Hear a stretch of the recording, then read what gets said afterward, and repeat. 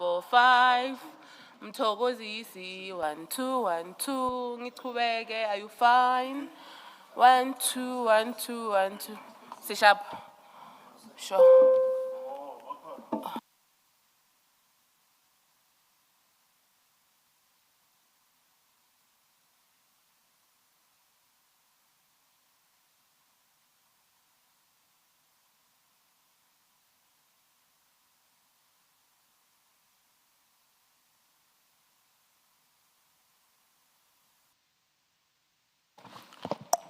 1 2 1 1 1 2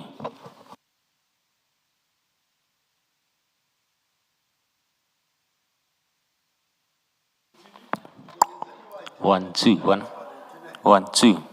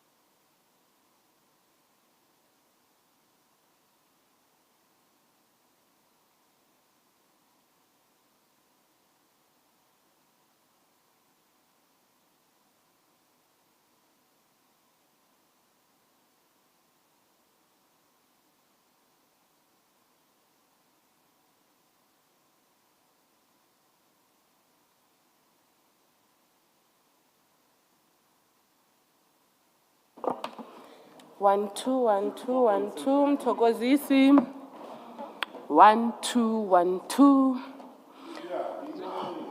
mthokozisi 1 2 1 2 ngiyachubeka 1 2 1 2 1 2 3 4 5 mthokozisi othini 1 2 1 2 1 2 1 2 3 enjani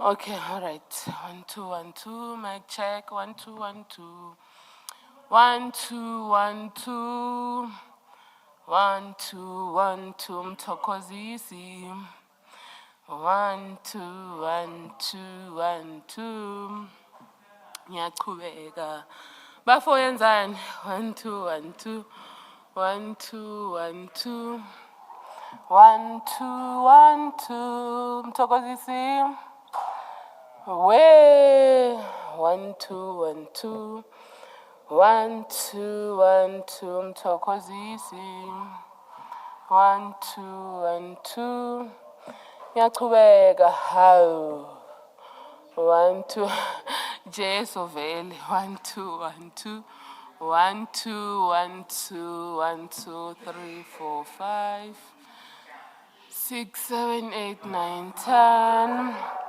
1 2 3 4 5 6 7 8 9 10 welele 1 2 3 4 5 6 7 8 9 10 1 2 3 okay or can I switch the mic ngiye the other one okay 1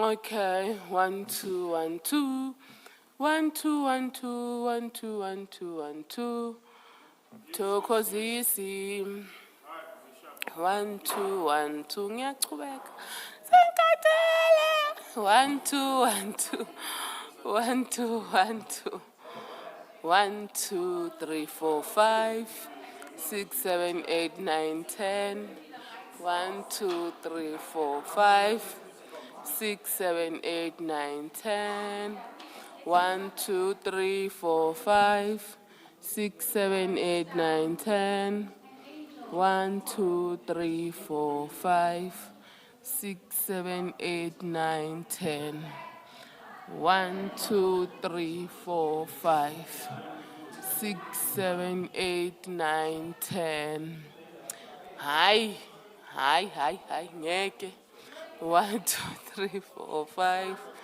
6 7 8 9 10 1 2 or ufuna ukuthi ngishawude bangizwe the whole 1 2 1 2 3 4 5 6 7 sure bafo 1 2 3 4 5 6 7 8 9 10 1 2 3 4 5 6 7 8 9 10 1 2 3 4 5 6 7 8 9 10 welele eish ansengikhathele nini ngikhawunta sengikhathele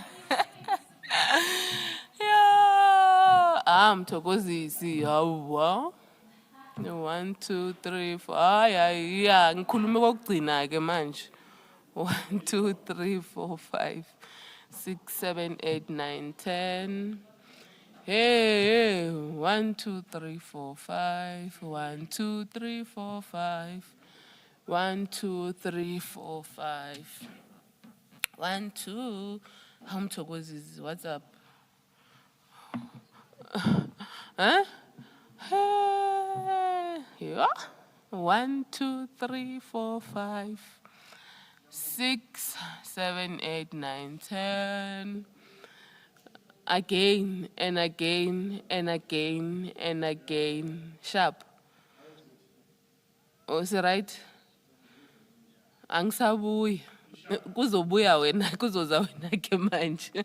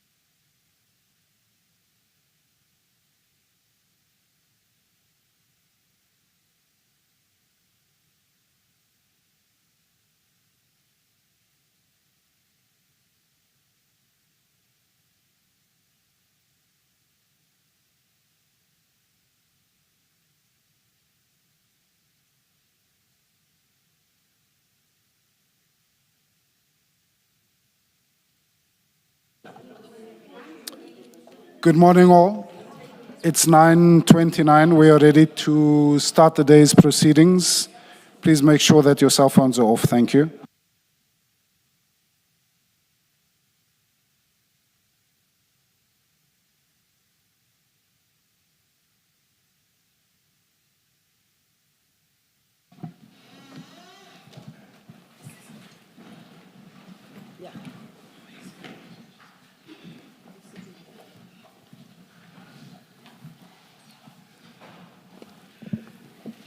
Good morning, Ms. Sildo. I cannot help but say that you are confusing me. Because yesterday I was surprised to see you here. Now you are back where you usually are. Good morning. Good morning, General. Good morning, Chairperson. Good morning, Commissioners. Thank you. Good morning, Chair, and I apologize for the confusion I saw.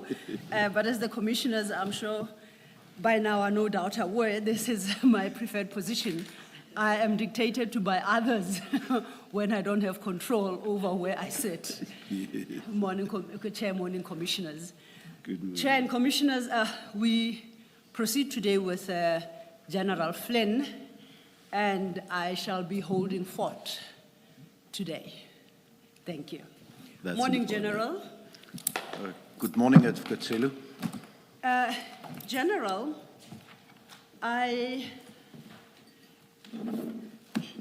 yesterday during your testimony, some issues arose, I think, from the commissioners, and I thought it appropriate to perhaps provide fuller clarity on the questions on the answers you had provided to the questions posed. So I suggest that before we deal with the remainder of your statement, we take a step back and we try and address the questions in full that arose.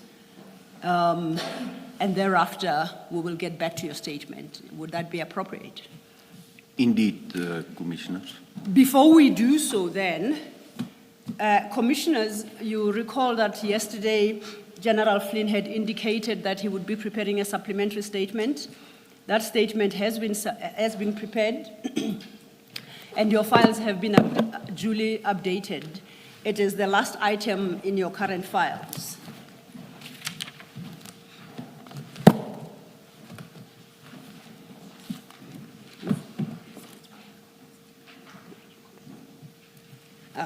Now, General, let's turn then to your supplementary statement and formally place it on record. We will deal with the contents thereof in the fullness of time. Please turn to the last item in your file. There is a statement there marked supplementary statement of Hendrik Franz Flynn. It's a 7-page document. And if you go to page 7, it's dated even date, and it bears a signature. Do you confirm that's your signature? Indeed, Commissioners. And you confirm the correctness of this supplementary statement and you stand by its contents? That's correct, Commissioners. Thank you, General. Chair and Commissioners, if then it may be admitted, we will come back to the issue of the supplementary. For the moment, let's go back to your original statement, your first statement. And in this regard, I would like to draw your attention to, I suggest we first deal with paragraph 50. At paragraph 50, you point out that the FSL did not attend the scene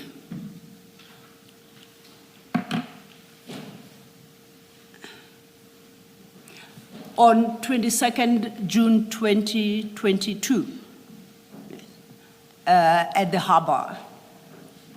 And the reason advanced was that FSL declined to do so because it was not a clan lab scenario, meaning it was not a clandestine drug laboratory. My question is, that term seems to refer to laboratory. And the scene as we had it at the Ahaba was not a laboratory case. why then is the clan lab scenario of relevance to whether or not FSL could attend the scene? Commissioners, it became relevant because Colonel Jacob indicated that he requested their presence at the scene and they denied it. So there was no need to call them because even the protocol direct that LCRC or the local criminal record center attend to normal drug seizures and not the forensic science laboratory. So is it your testimony then that FSL in the circumstances was the wrong entity to make contact with? Indeed, Commissioners. And the entity that ought to have been made contact with is the LCRC? That's correct, Commissioners. To your knowledge, was LCRC contacted by the investigators in this case on the day in question at the harbor? I do not have knowledge of that, Commissioners. You don't, did you say knowledge or record? I do not have knowledge of that. Knowledge of that. Thank you. The second issue is at your paragraph 51. And here you are dealing with the question of the requirement that the exhibits be sealed at the crime scene and not after they have been transported to Port Shepstone. You see, it's your last sentence in paragraph 51. I'm going to, and commissioners, we now have 2 SAP 13s. And I think this would assist with a question posed by Commissioner Kumalo yesterday. I'll call the one the Isipingo SAP 13, and then we have the Port Shepstone SAP 13. Currently, hearing my voice back to me is rather weird. Currently, they are running prints and they will be uploading. In order for General Flynn to provide the requisite clarity on the issue, it is necessary that they be at hand. So if you allow me, I will park this until those documents are at hand, then he can talk us through them. And then Commissioner Kumalo will have his response, I trust. Thank you. In the meantime, then, I would invite us, General, to deal with the requirements in terms of the instruction notes and the legislation insofar as it is relevant on this matter. And then we will look at the SAP 13s themselves to determine whether or not they complied. I would suggest for that purpose then we go to your annexure HH2. Is it HFF2? HFF2. And I'm going to request your assistance to help us understand the requirements of HFF2. For the record, that is the National Instruction 8 of 2017, titled Property and Exhibit Management. I would like us to perhaps start at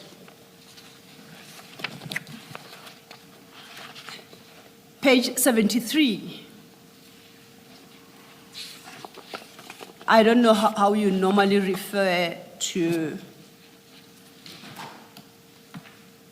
whether I'm at 4. Is that a part 4? Is that a clause 4? Is that item 4? How do you normally refer to it? So Paragraph 4. Paragraph 4, okay. Then let's start at your paragraph 4. Paragraph 4 speaks to or regulates the completion of SAP 13 registers when exhibits are handed in at the CSC. I think firstly, let's understand what is the CSC, and please, in that explanation, contrast it with what we generally understand to be a police station, if there is a difference. Commissioners, the CSC, as I explained yesterday, is the Community Service Center or the Charge Office.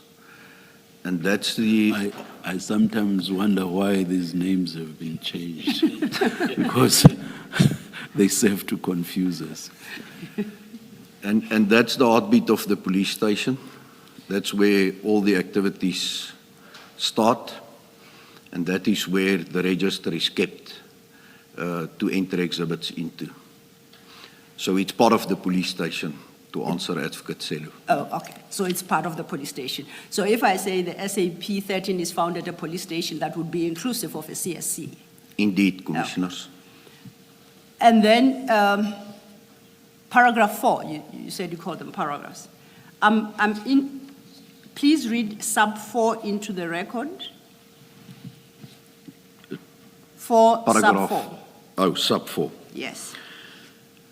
All property and exhibits seized must be entered in the SAP 13 register of the relevant police station where the crime was committed or where the property was found, and then transferred to the relevant unit and entered in the SAP 13 of the relevant unit.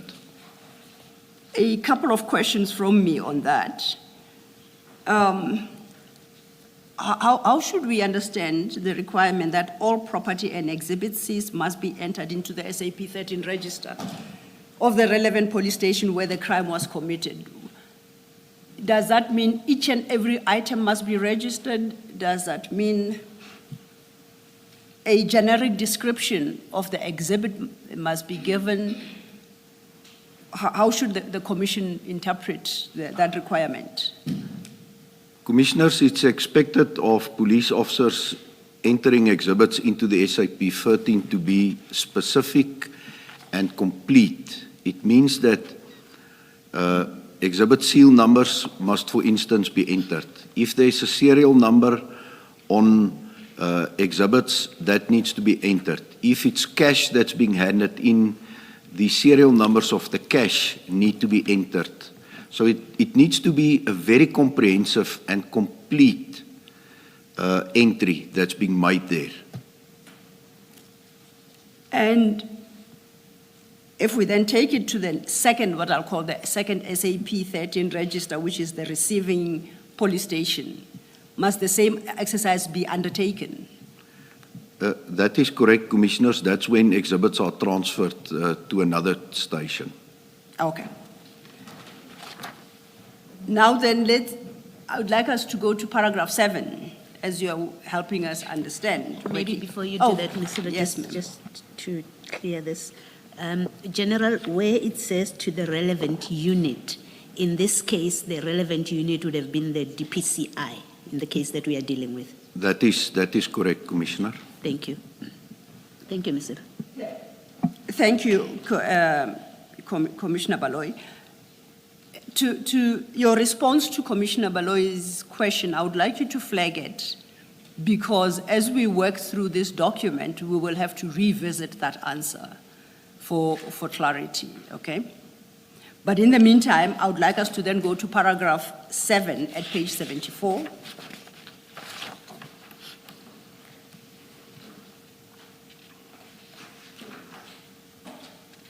And at paragraph 7, which is headed Property in Temporary Storage Facilities in the CSC, I take it then police station, as you explained. And it requires that all property entered in the SAPS 13 must be locked in a temporary storage facility at CSC, where they must be kept safely until handed over to the station commander or exhibit official.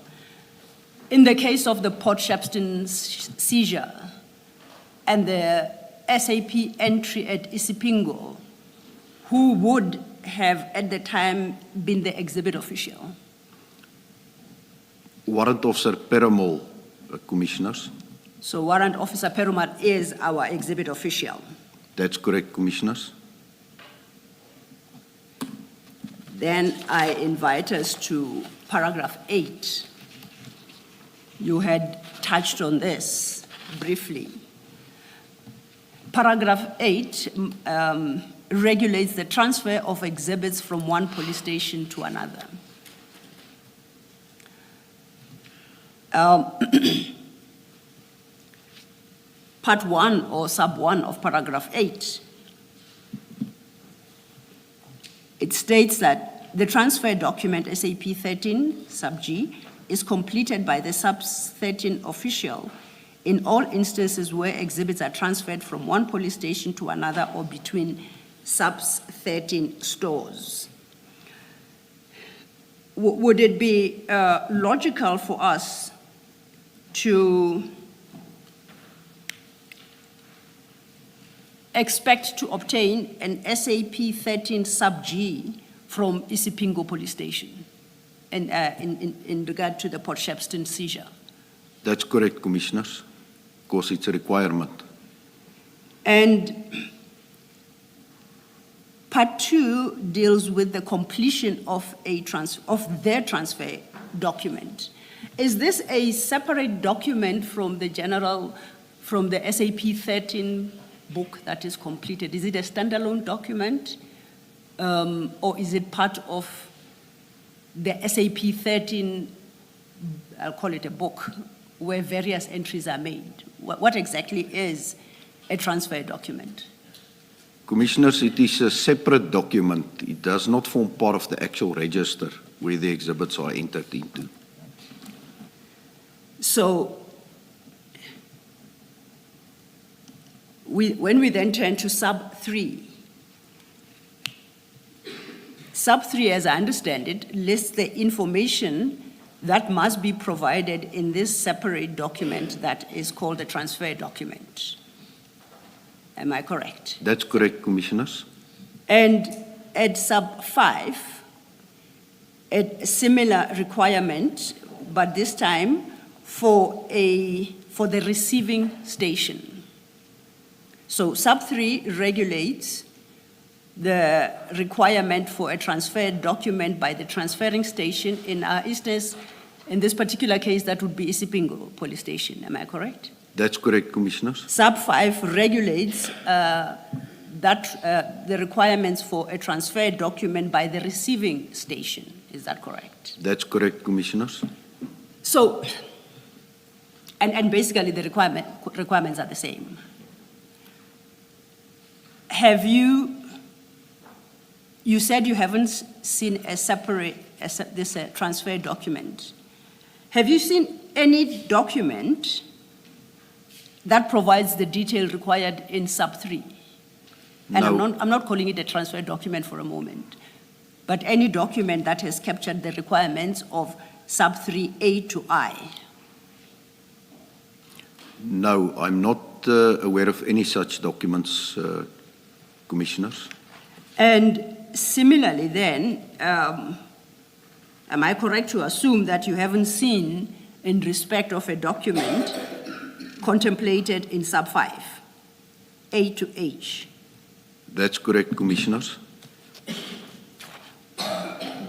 Are you able to express a view then as to the correctness of or compliance of the transfer of these exhibits from Isipingo to Port Shepstone?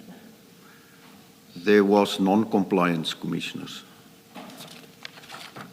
Can I try to understand this? In sub 5, what would be the receiving station on the facts of what we are dealing with? Commissioners, one of two, Port Shepstone Police Station or the DPCI SAP 13 in Port Shepstone. But was there a transfer to Port Shepstone Police Station? I believe we are coming to that, Commissioners, but indeed it went to Port Shepstone Police Station and not to the SAP 13 of the Serious Organized Crime Unit at Port Shepstone. Thank you. Thank you. Thank you, Commissioner. And perhaps while we are here, there is what is formally called the Port Shepstone Police Station. Is that correct? That's correct. There is a police station in Port Shepstone. That's correct, Commissioners. And that is different from the Port Shepstone DPCI offices. Is that not so? That's correct, Commissioners. Where what we know happened here is that the transfer, quote unquote, was from Isipingo police station to to Port Shepstone offices. And that is where they were stored on the 22nd of June, 2022. Indeed, Commissioners. Then, if I could invite us then to overleaf at page 60 at paragraph 9. This deals with property dealt with by experts. And I'm interested in sub 1 of that paragraph. It reads, specialized units. Sorry, you send him back to 60, 76. 70, did I say 60? Yes, he was going back to 60. Oh, I do apologize. I guess I just saw the 6 and then added 76 for the record, 76. Just a very brief observation. At 8.5, is there no need for the description of the exhibits? I see no reference to that there. Of course, you can't change the form, but I'm just asking out of interest.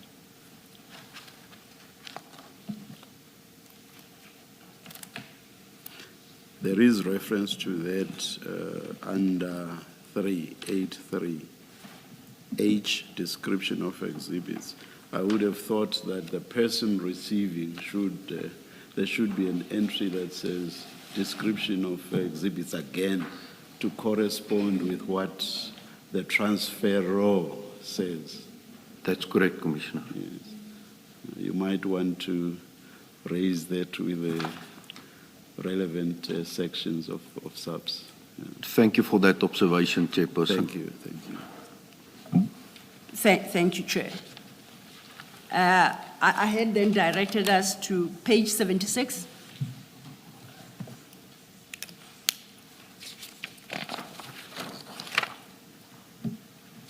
And we are dealing with paragraph 9,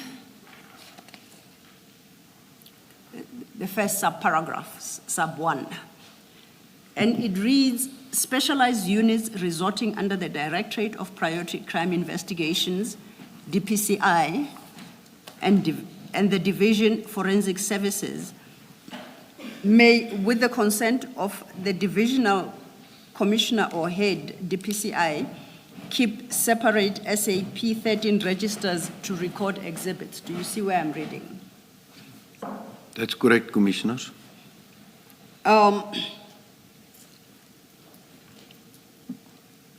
Is the Port Shepstone, are the Port Shepstone DPCI offices an entity contemplated in sub 1? Or is that something completely different? Commissioners, that will only be an approved SAP 13 if it was approved by the national head of the DPCI. I do not have knowledge on whether... Before you go further, I'm trying to understand, before we get to the question of the SAP 13, this subparagraph speaks of specialized units resorting under the Directorate of Priority Crime Investigations, DPCI, and the Division Forensic Services. Now, my question is, Port Shepstone office, DPCI offices, are they the specialized service units that are referred to in this subparagraph? Indeed, Commissioners. And then taking it further, that subparagraph tells us that then the DPCI offices in Port Shepstone may keep a separate SAP register, 13 register, to record exhibits with the consent of the divisional head, the divisional commissioner or divisional head DPCI. The divisional head would, in trying to understand the ranking, would that be the position, who's the divisional commissioner? Perhaps let me ask that. Well, from my reading of this paragraph, Commissioners, the divisional commissioner referred to here is the divisional commissioner for forensic services. Yes. And then on the part of the DPCI, it is the national head of the DPCI that can approve such a SAP 13 facility or register to be kept. So in the absence of an approval such as contemplated in sub 1, Port Shepstone DPCI offices cannot retain a sub 13 register. That's that not correct. correct? That's correct, Commissioners. To your knowledge, have the offices, and that's the Port Shepstone offices, ever been approved to retain such a register? I do not have knowledge of that, Commissioners. Now, you recall that Commissioner Kumalo asked you, I'll take a step back to page 75, about the receiving station. And your response, or I think it was Commissioner Balo, your response was that would have been Port Shepstone Police Station. Now we know that the seized cargo was taken to Port Shepstone office, DPCI offices. You inform the commissioners that you are not aware of the offices having been cleared or approved to retain an SAP 13 register. If that's where they went, why then do you conclude that the receiving station in this instance, as in paragraph 8 sub 5, was Port Shepstone Police Station? These are two separate places. Commissioners, go ahead. after the exhibits was booked in and booked out at Isipingu on the 22nd of June 2021, the officers took the exhibits to the Serious Organized Crime Unit Port Shepstone, stored it there in the walk-in safe. And then only on a later date, on the 24th of June, the exhibits were entered into the SAP 13 at Port Shepstone SAPS, whilst it was still, until the burglary and theft, in the walk-in safe in Port Shepstone Organised Crime Unit.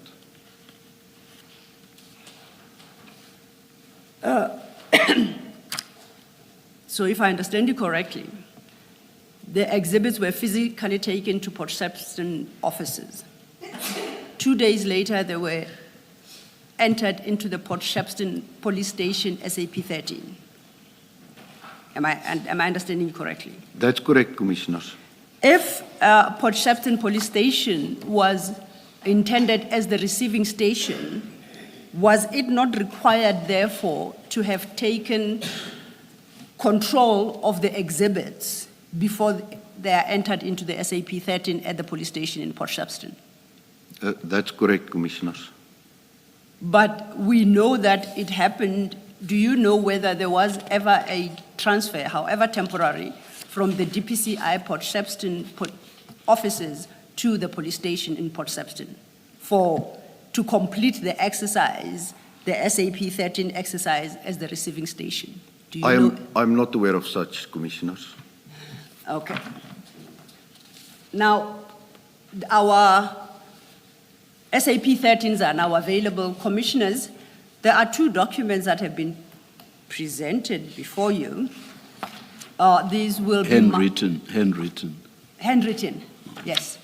They're actually completed forms. There are two of them. These are marked, paginated 193 and 194 as exhibits. There'll be exhibit CJC 193 and CJC 194 respectively. The small one is 193. 193. 193 is the the smaller small one. For now, I'll call them the small one until the general confirms what they are. I always rely on the attorneys to Yes, sort that out for indeed. years. Thank you. Yes, indeed, Chair, it shall be done. It was for purposes of the record. Yes, thank you. General, you have received the two documents that they've just been distributed now, I referred to, correct? That's correct, Commissioners. I would like us to turn our attention to the first. At the top right corner, it is written in manuscript A16. You see that document? That's correct, Commissioners. What is this? It's a two-page document. What is this document? Commissioners, it is a copy of the SAP 13 at Isipingo Police Station. Now, we know from evidence tendered thus far that this seizure was registered, was booked in, and subsequently booked out at Isipingo Police Station.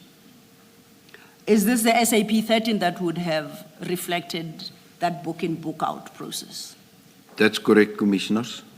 If you look at the first page of that document, there is an entry 373 dated 22/06/2021.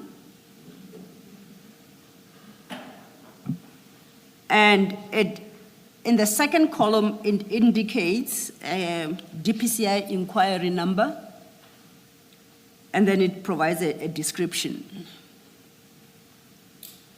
Do you know what that entry is? Advocate Celio, do you refer to column 3, the entry? The or second column 2? entry on the page, the first seems to be headed 323, item, whatever, entry 372.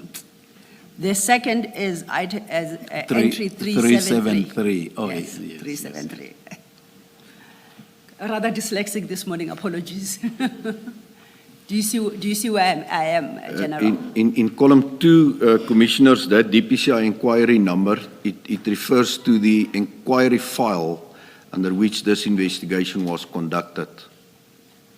And that was as at the date reflected in the first column, 22/06/2021. That's correct, Commissioners. I then want us to move to the third column. And if you could read, if you can make out what's written there, if you could read what's written in this SAP 13. Commissioners, it is written a 1 and then a bracket, so it's for item 1, and it's just reflecting 541, and then in brackets 541, multiply 1 kilogram brick containing powder suspected to be cocaine. And again, as you made a correction yesterday, it should have been, there should have been each somewhere there, because now this suggests that all of this is 1 kg. Yeah. That's correct, Commissioner. Yeah. Thank you, Chair. And I think you identified this as the Isipingo SAP 13, this document. That's correct, Commissioners. When one looks at this document, I do not see any further description as, I think, contemplated by the National Instruction 8 of 2017, that each exhibit must be individually identified in the receiving. No, in the first station where the crime is committed when they enter into the SAP 13. That's the totality of the description of the exhibits. It's inconsistent with the response you gave that each single piece of exhibit has to be individually listed in the SAP 13. And described. And described. Yeah, you would, for instance, if it was properly done, I would have expected to see that there would have been multiple entries, Commissioners, first and foremost. Second to that, there would have been an indication to say 1 forensic exhibit seal bag with seal number 12345 containing 20 suspected bricks of cocaine. And that will complete that entry. And then the second and the third and the fourth. And then all other additional exhibits that might have been seized from a crime scene. And what about the description of the containers? I mean, you can't just say a brick, because how does that work? My understanding was that they were wrapped in black or some other form of, because looking at this, it's so easy to swap it for something else, and nobody would know that the exhibits have been swapped for something else. Shouldn't the description of the containers also say I'm just looking at Chair's constitution. Chair is a big fan of the constitution. Its color is black, and so the photos that we saw yesterday, shouldn't that be part of the description as well? Indeed, Commissioners. That's why I say all other exhibits ceased from the crime scene. And these are exhibits. The wrappings, the bags in which it was, the additional wrapping around that bags with the carry handles, all of those was then supposed to, after it was, the cocaine was removed from those bags, to also form part of the list of exhibits. Yeah, I think look at the screen. That's what I correct. had in mind. Yes. Yes. Thank you. So then in response to Commissioner Khumalo's question, each one of those bricks ought to have been listed in this Isipingo SAP 13 and fully described. Well, since almost all of them are similar, it's Yes. basically two types of packaging. Yes. Commissioners, that's why I indicated it gets supposed to be packaged correctly at the crime scene, and then you give an explanation of the exhibits that's handed in. So it serves no purpose to go and describe each and every block, because it will be 541 of similar entries. It obviously needs to speak to the chain of custody, and that's why it's important that the seal numbers in which 20 or 15 or 10 blocks are packaged are properly reflected in the register, as well as, and you can see there on the top left-hand side of the photo, that black bags, all of that it's still exhibits, and it needs to be also sealed and properly recorded in the applicable register. And I think your testimony yesterday was, it is at this juncture, when they are entered into the SAP 13, that they must be sealed in proper forensic evidence bags. Before you Yes, Chair. you deal with it, now that you've taken us back to the photographs, Ms. Sigers Ncube promised to give these photographs and maybe something else as well, I'm not sure now, to give them exhibit numbers. Please do not forget that. No, indeed, I understand that is Yes. underway. And the exhibit number, the two exhibit numbers we provided, CJC 193, 194, have already taken the pictures into consideration. Okay. Yes, definitely, Chair. All right. Thank you. Thank Thank you.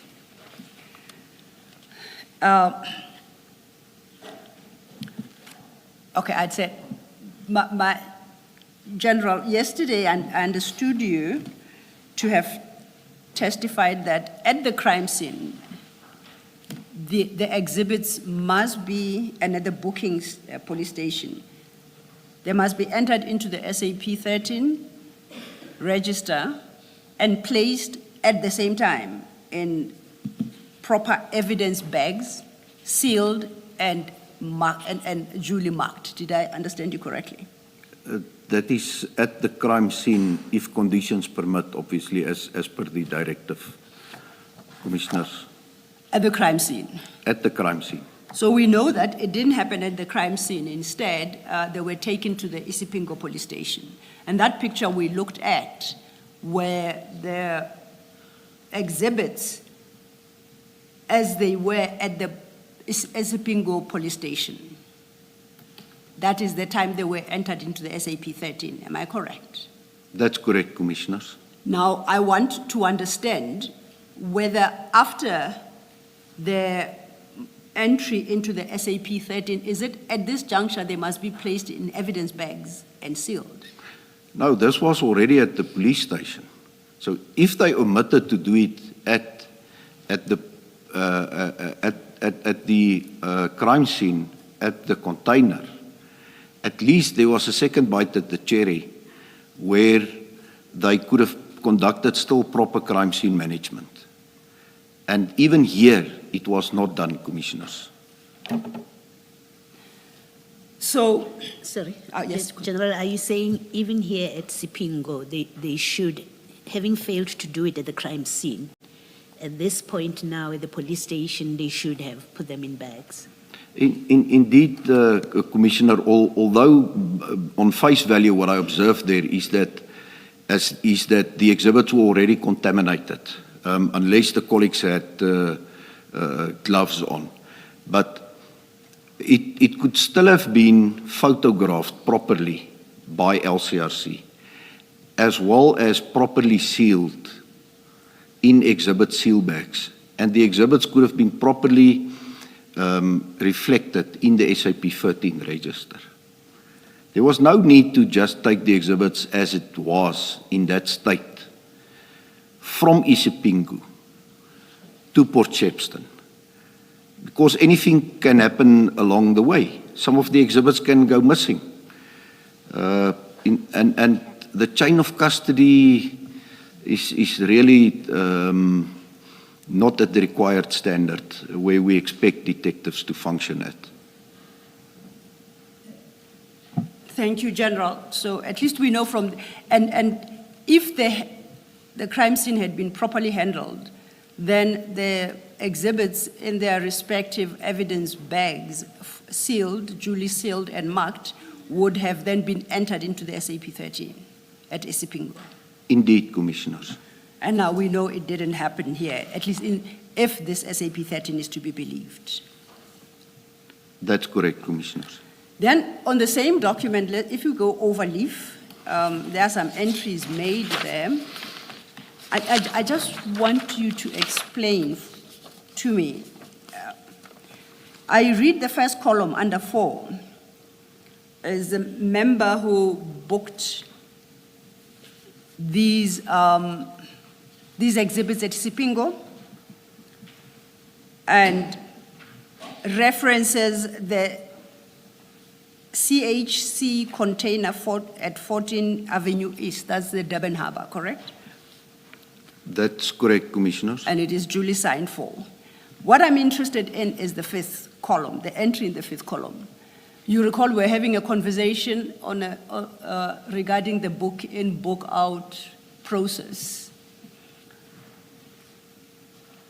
That requires a registration in the first police station, SAP 13, and immediately booked out to another police station where an SAP 13 would be completed. I'm correct? That is the general process. That's correct, Commissioners. And now we have dealt with the issue of the transfer documents to take account of that movement from the one police station to another police station. Am I correct? That's correct, Commissioners. Now, yesterday you referenced book in, book out. Must that strictly be from police station to police station, or can it be booked out for other purposes? The exhibits can obviously and must be booked out to be submitted to the Forensic Science Laboratory, Commissioners. So that is also a legitimate reason. Okay. And if we then look at column 5, the entry there, the second one, I think the book sort of reads across.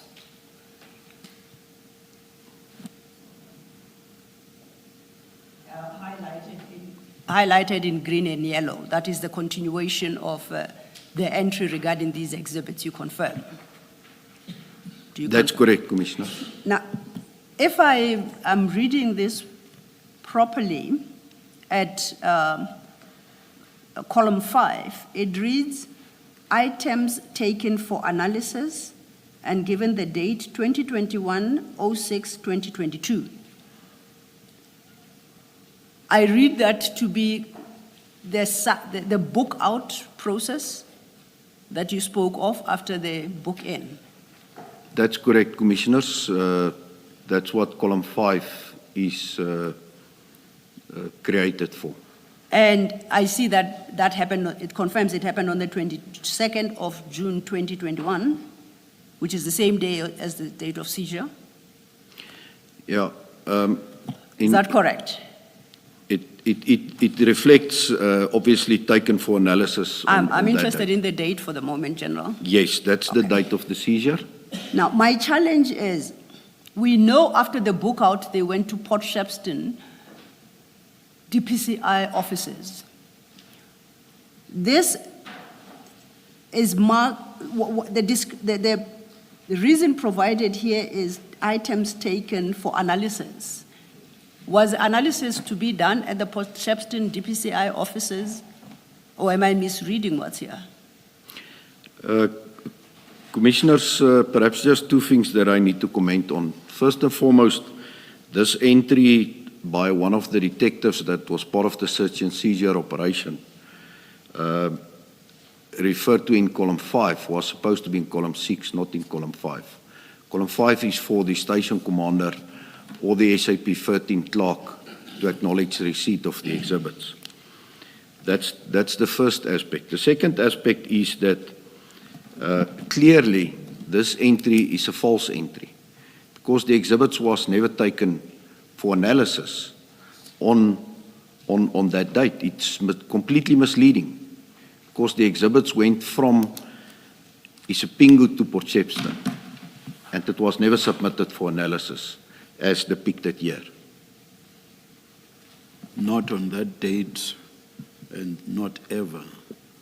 That's correct, Commissioner. Thank you, General. Let's then turn to the second document that was distributed today. That would be CJC 194 for the record. If you could briefly inform the commissioners what this document is.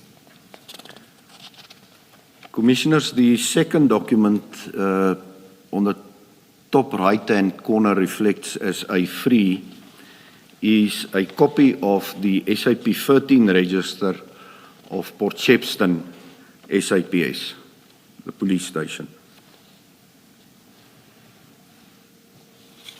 And I think earlier you had indicated, and I think that the document bears you out, that these entries were made 2 days after the seizure and after the cargo had been locked up at the Port Shepstone offices. Did I understand you correctly? That's correct, Commissioners. According to the document, column 1, it's reflected there 2021-06-24, and the reference number at Port Shepstone was 883 for that specific calendar year. Now, who would bear responsibility for these entries in this document?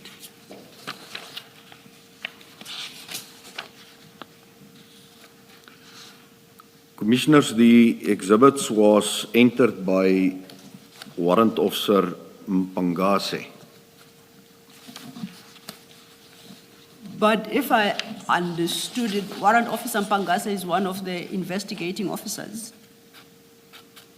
Should the SAP entry not be countersigned by the exhibit official, the official who is responsible for the exhibits at the police station? Commissioners, if we can perhaps go to the last page Yes. of this exhibit. In column 4 under paragraph 4.5, it indicates the signature of Community Service Center member who receives exhibits or the property. And there is a different signature affixed to that column under 4.5 after Warrant Officer Mpangase entered the exhibits into the register. Indeed. So I'm saying it is that signature, whoever it belongs to, is that person who then becomes the exhibit official and is responsible for these exhibits from that point. That's correct, Commissioners, but here we have to also take into consideration, again, paragraph 6.1, where Warrant Officer Mpangase, again on the 24th, booked out the exhibits. Apologies, General, you are ahead of us. We will get to that point. Okay. You recall that we dealt with, in terms of the instruction note, the transferring station and the receiving station requirements and the transfer documents.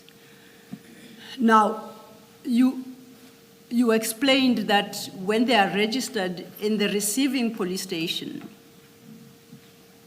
that police station takes responsibility for the exhibits. And they are entered into that police station's SAP 13. And this is what this document purports to be the Port Shepstone Police Station SAP 13. Am I correct? That's correct, Commissioners. And my question, therefore, is if the commissioners were to go to Port Shepstone Police Station to establish who was the official responsible for receiving these exhibits, there has to be somebody identifiable to say, I received them and I signed the SAP 13 form. Am I correct? Is my understanding That's correct. That's how it's supposed to be working. Now, from the document before us, are we able to determine who the receiving official at the Port Shepstone Police Station was? I cannot identify it from this document, Commissioners. And as you rightly say, at the end of that document, just under 4.5, is a signature with no name, no, is it a personal, member number, no date? No rank. No rank. Do you have any comments to what we are confronted with? Well, Commissioners, from a reading of the document, it's clear that this was just an entry into the register at this police station to have a reference number for the exhibits that's been kept at Port Shepstone. According to my knowledge, the actual exhibits was not taken out of the walk-in safe at the unit, taken to Port Shepstone, booked in there, booked out, and taken back again.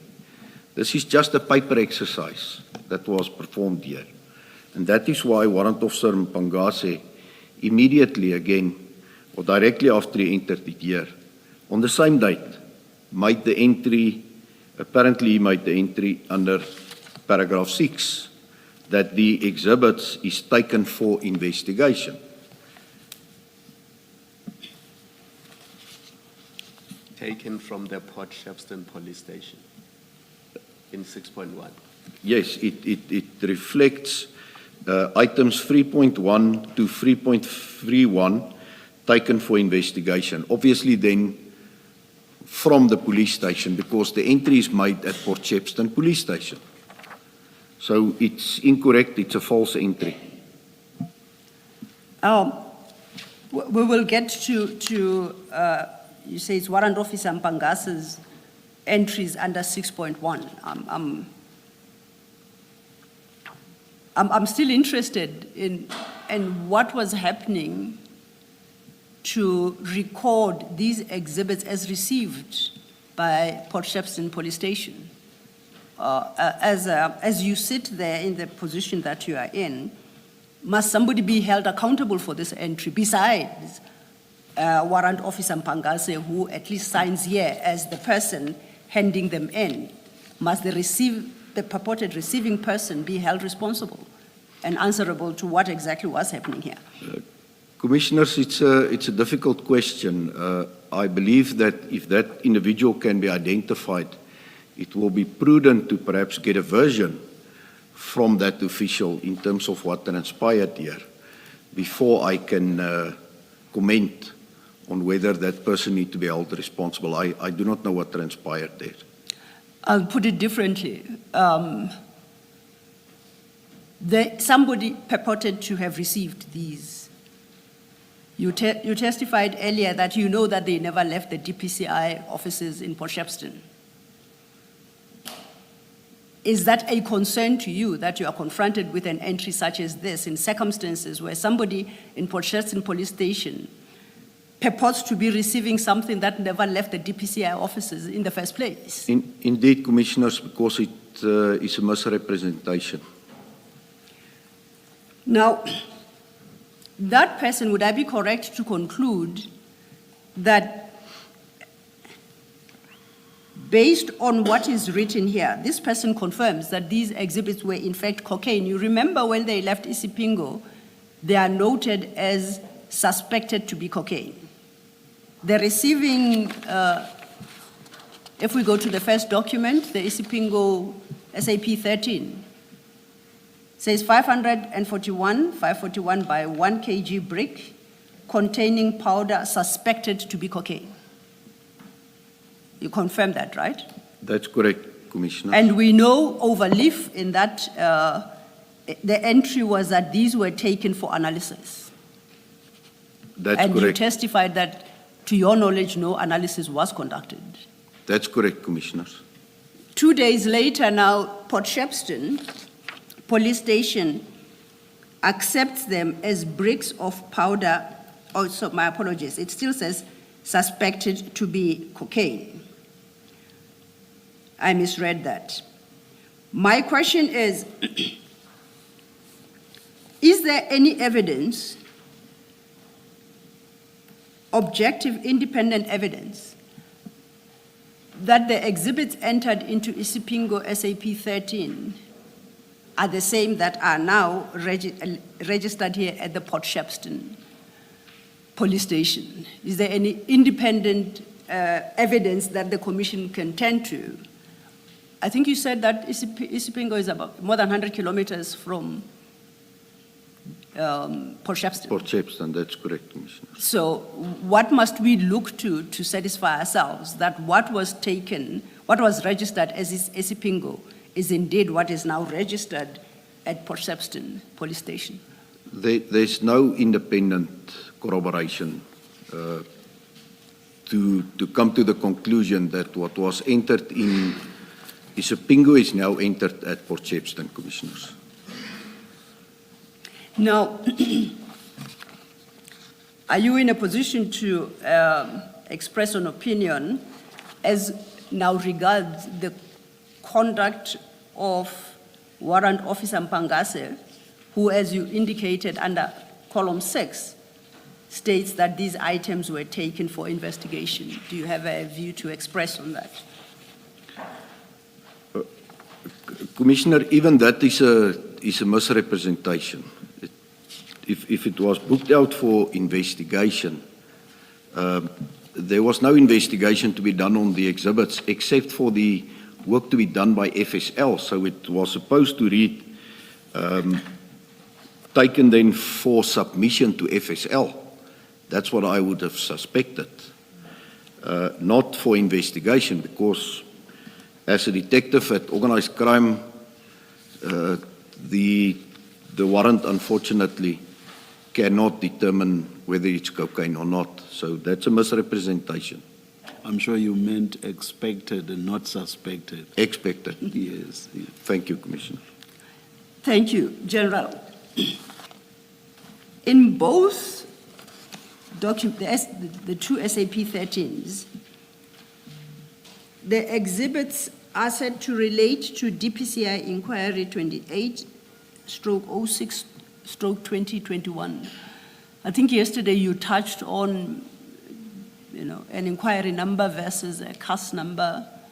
And if I understood you correctly, for all intents and purposes, they're about the same, is it? The registered inquiry. That's correct, Commissioners. And this inquiry is registered at the DPCI, by the DPCI. That's correct, Commissioners. I would take it then, once registered and investigations start, a file is created. I won't call it a docket, being an inquiry. A file is created that is then populated with whatever the investigations are able to yield. Is that a correct assumption on my part? Yeah, that's correct, Commissioners. What basically happens is that the inquiry gets registered. Then the person that opened it will obviously affix either a statement or a document to the A part of the inquiry, make an entry into the SAP-5, which is the investigation diary, in the C clip of the inquiry, and then submit that inquiry immediately to an officer for and we refer to it as a 24-hour inspection, and then the inquiry is booked out to an investigating officer. And from the same documents, they are all in manuscript headed Port Shepstone CAS 129/11/2021. But that is the post-burglary or post-theft of the exhibit. That's a different CAS number, correct? Yes, that is all the evidence that was gathered subsequent to the burglary and theft that's contained in the Port Shepstone docket, Commissioners. I ask this because we haven't come across a file containing any documentation or, of the type you describe, or speaking to progress of investigations under that inquiry. Do you have a copy of that file? And this is prior to the theft of the drugs at Port Shepstone DPCI offices. The investigating officer is having the original inquiry that was registered, Commissioners. To your knowledge, are there any documents in that inquiry file predating the day of the theft?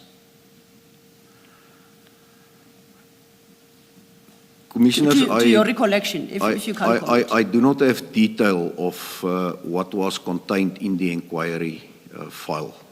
Okay. And you say the investigating officer would be able to shed light on that? Indeed, Commissioners. I'm happy to leave it at that.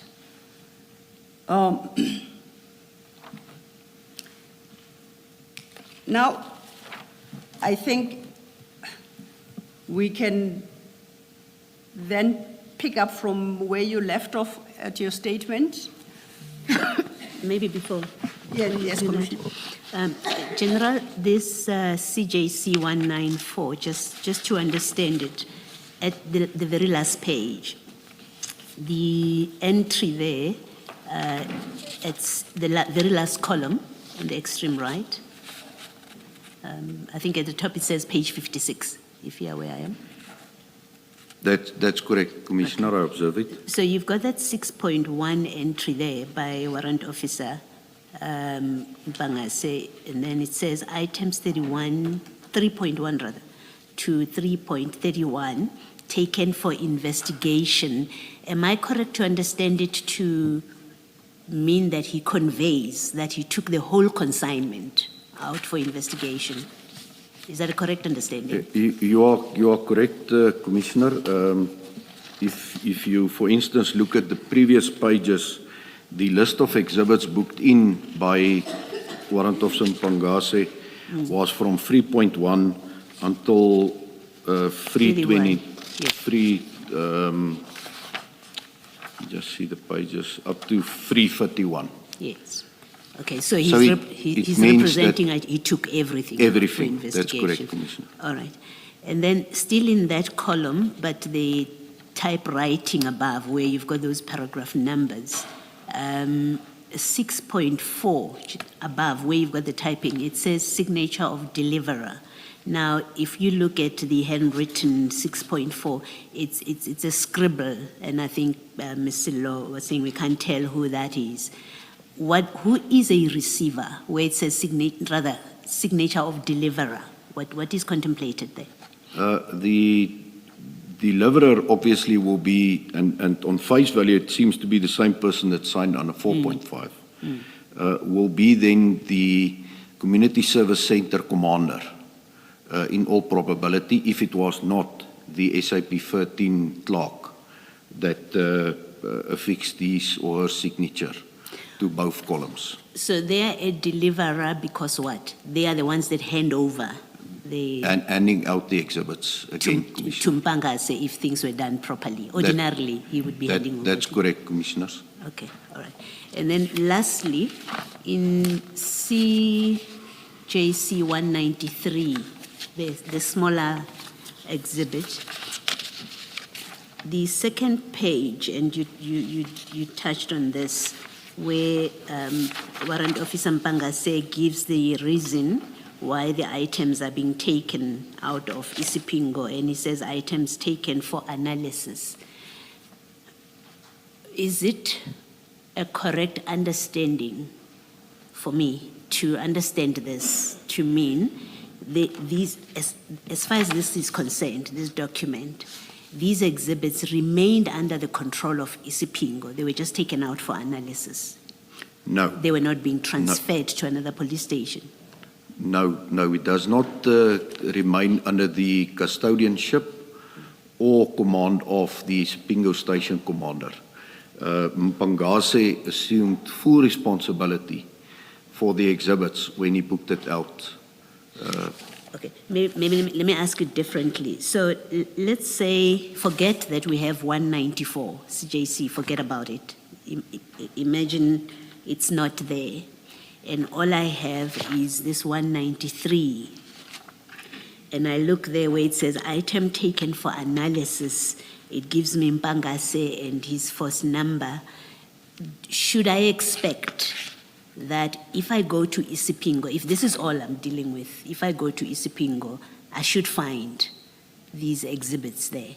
Because he says they've been taken out for analysis, or does it mean taken out for analysis ordinarily would even include transferring them to a different station?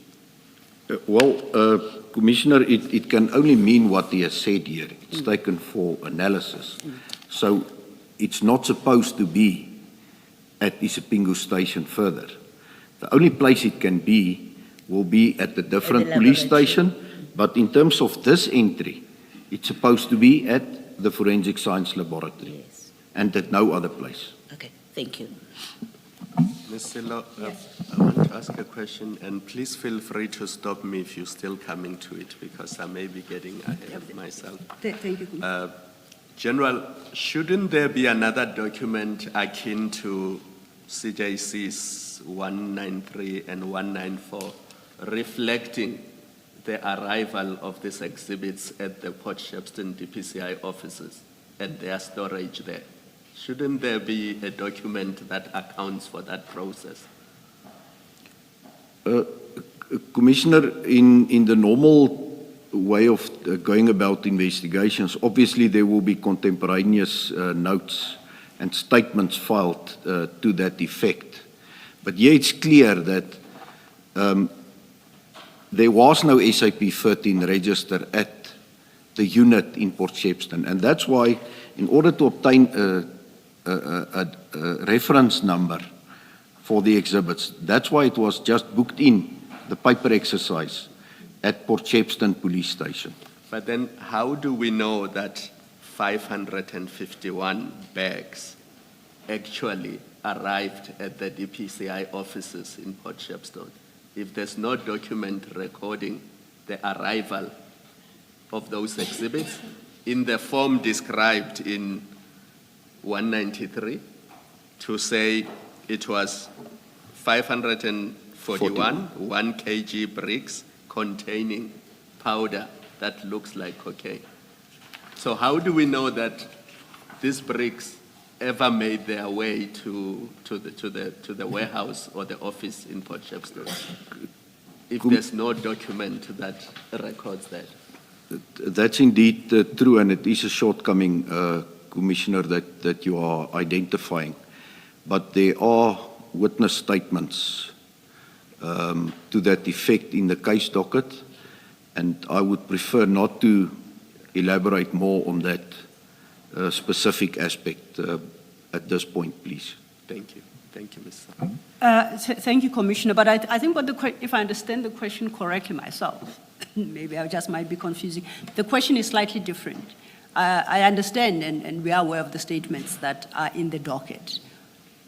What I understood, Commissioner Kumalo, to try and establish from you is we have the SAP 13 from Isipingo. That's a formal objective document that survives anyone's death, so to speak, right? We have the second, which is the SAP Port Shepstone police station document. Without having to resort to statements obtained under certain circumstances, is there a document, a objective separate from everything else and not a statement obtained under, let's say, during investigations after the theft? Is there a Port Shepstone DPCI office's document that reflects that on this day, at this time, these exhibits were received? I am not aware of such, Commissioners. Thank you. Thank you, Commissioner. I want to, yes, Commissioner. And that seems to be what paragraph 9.1 contemplates, that there would have been an SAP 13 register of the DPCI, which would then have recorded these exhibits. That is how it was supposed to work, Yes. Commissioner. Thank Indeed, you. your understanding is correct, Commissioner Baloy. Thank you. Thanks, Mr. Thank you, Commissioner Baloy. You recall when we were dealing with CJC 194, this is the Port Shepstone Police Station SAP 13. I had started to make a particular comment, and I corrected myself and I said I misread the document. And that was in relation to the description of the exhibits.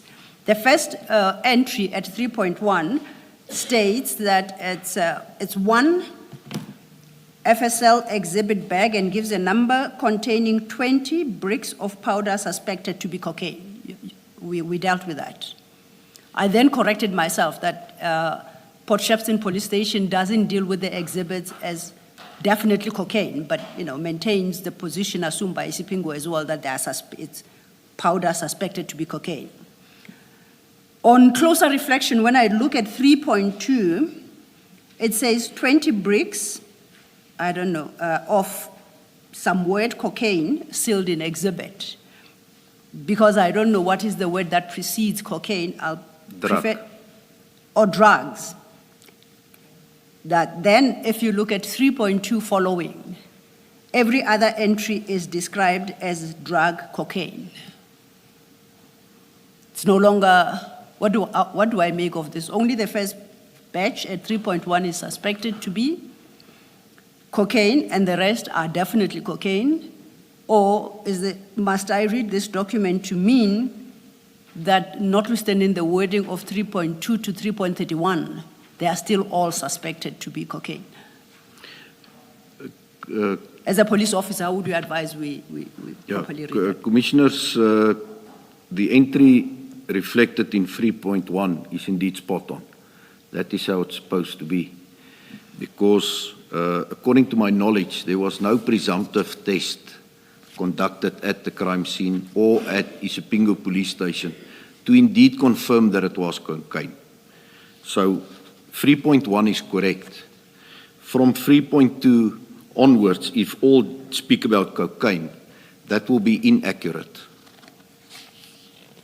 Thank you. Okay, I'd invited us then to go back to your statement, your original statement. And I think, based on where you concluded yesterday,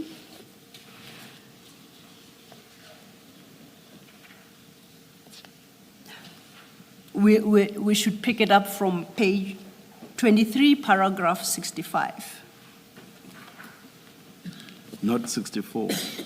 I was wondering whether it's 64, 65. I'd mark 65, but I'm have- happy to go back to I 64. actually have a mark against 64. That will do so, Chair. In fact, I'll go a step back, perhaps to contextualize. At 63, you say I referred earlier to the November 2021 information note by General Musikidi. Do you see where I'm reading? That's correct, Commissioners. And then, as the Chair suggests, we then must pick it up from your paragraph 64. Correct? That's correct, Can you Commissioners. deal then with the contents of paragraph 64? Yes, Commissioners. There is an allegation that FSL was again contacted on 27 October 2021 to expedite the analysis report. However, Warrant Officer Secheri reiterated that FSL did not have space to store the exhibits. This is after FSL had received 700 kilograms of cocaine seized in Ayrton in July 2021. Curiously, no attempts were made to increase security at the premises or to move the cocaine to a more secure location after the attempted break-in. If you could continue then on to 65, then we will turn our attention to the information note you reference. I say this especially because even before the exhibits were stored at Port Shepstone, the premises had not been secure. In the information note, General Musikidi refers to 6 break-ins at the premises before June 2021, with the most recent before the theft being on 15 January 2021. Most importantly, on 22 January 2020, Lieutenant Colonel S.R. Singh, Acting Section Commander Counterintelligence Crime Intelligence KZN, submitted a report to the Provincial Head of Crime Intelligence KZN, Provincial Head of the DPCI KZN, Section Head Operations Crime Intelligence KZN, Section Commander Ugu Cluster Crime Intelligence KZN, and the National Head Security Standard Counterintelligence to address the security breach at the Port Shepstone premises following the 20 January 2020 break-in. The report is attached to General Musikidi's information note. Okay. There are 2 issues, particularly in this paragraph, that I think we should deal with sequentially. The first is you say the report references 6 previous break-ins at the premises before June 2021.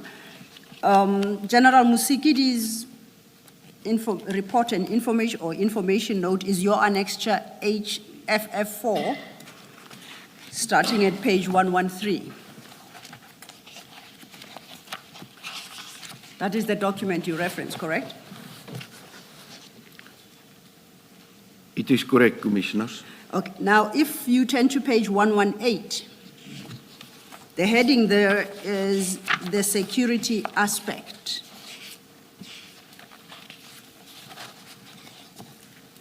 And are these the break-ins you referred to at your paragraph 65? That's correct, Commissioners. I don't know if, because I've been particularly dyslexic this morning, whether I have it wrong. I count, excluding the last, which is the actual break-in at Port Shepstone in November 2021, resulting in the theft of the drugs, I count 7 previous. You reference 6. Who is dyslexic this time, General, between you and I? But most important, are these the same break-ins you referred to at paragraph 65? Commissioners, indeed, it's the same break-ins, and I accept responsibility for that error. It's indeed 7 and not 6. Most importantly, it's for my own self-esteem, because it confirms I'm not particularly dyslexic. Thank you. So you say that would make it 7, according to that table, 7 break-ins at the Port Shepstone DPCI offices from December 2011 to October 2021. And once again, I'm discounting the last entry. Am I correct? That's correct, Commissioners. In your experience, how secure would you consider premises that have been broken into that many times over a 10-year period? I can make a call. I don't know if this is highly insecure, medium, or low. What comment would you give to that? Commissioners, I'm of the view that it's almost not secured. It just shows us that there's a lot of opportunities for prospective housebreakers or burglars to gain access to this premises. So the security measures at that office obviously was not at the required standard. And in the same paragraph 65, you then deal with the communication by Lieutenant Colonel S.R. Singh. This is referred to at paragraph 4.2 of General Musikidi's report that we're considering, but I think best we go to the actual letter. by Lieutenant Colonel Singh, and that you'll find still under the same annexure number HFF4 at page 121. Do you see that?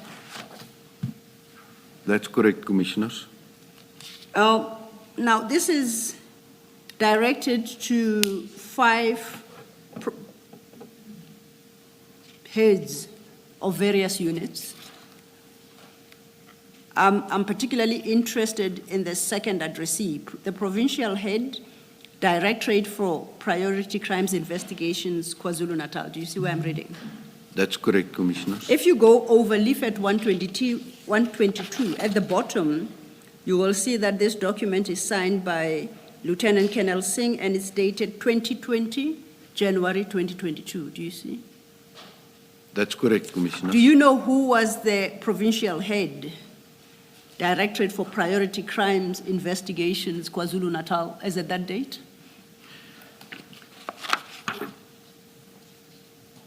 Commissioners, if my memory serves me correct, by then there was not a person appointed as the provincial head, so one of the brigadiers within the province would have been acting.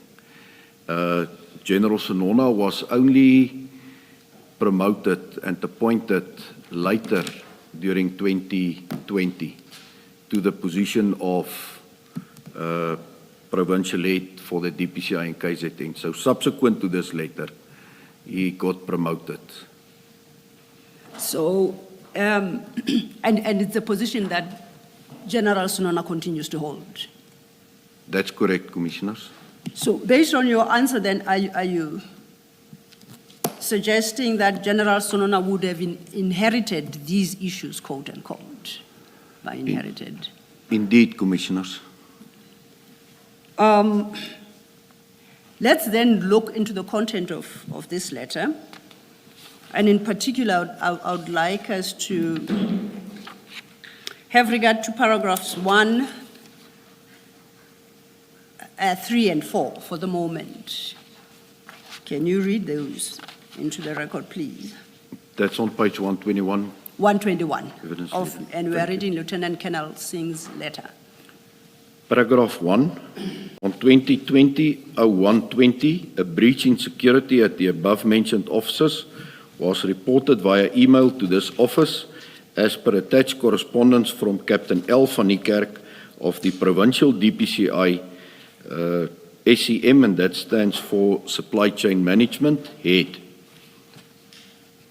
The officers were visited by Captain L. van Niekerk on 2020-01-20 in order to conduct a site inspection of the breach. On page 122. Yes, please. A case was opened at Port Shepstone SAPS via case 268 of 1/2020. And then paragraph 4, a general inspection conducted by this office previously of the premises revealed the following in terms of MIS. Now, MIS stands for Minimum Information Security Standards. Security measures. No CCTV cameras are installed in and around the premises. There is no early warning alarm systems in place within the office space, more specifically in offices located on the ground floor. And then the third bullet is no beam sensors located exterior to the office accommodation. Thank you. Now, you recall when we started with this document, you indicated that General Sonona is the current provincial head of the DPCI in KZN, but to your knowledge and recollection, he was not holding that position as at the date of issue of this letter. That's correct, Commissioners. Do you happen to know who was the provincial commander of the DPCI in Port Shepstone at the time? The provincial commander for serious organized crime in the province based in Durban was and still is Brigadier Newswa. The unit commander or the acting unit commander by then, 2020, I'm not certain of who that individual would have been, Yes. who was the commander at Port Shepstone. Then if I perhaps can ask you to perhaps run ahead to page 124 of the same annexure. This now, for the record, is the report by General Sinona, annexed to General Musikidi's information note, and the document itself is dated 9th November 2021.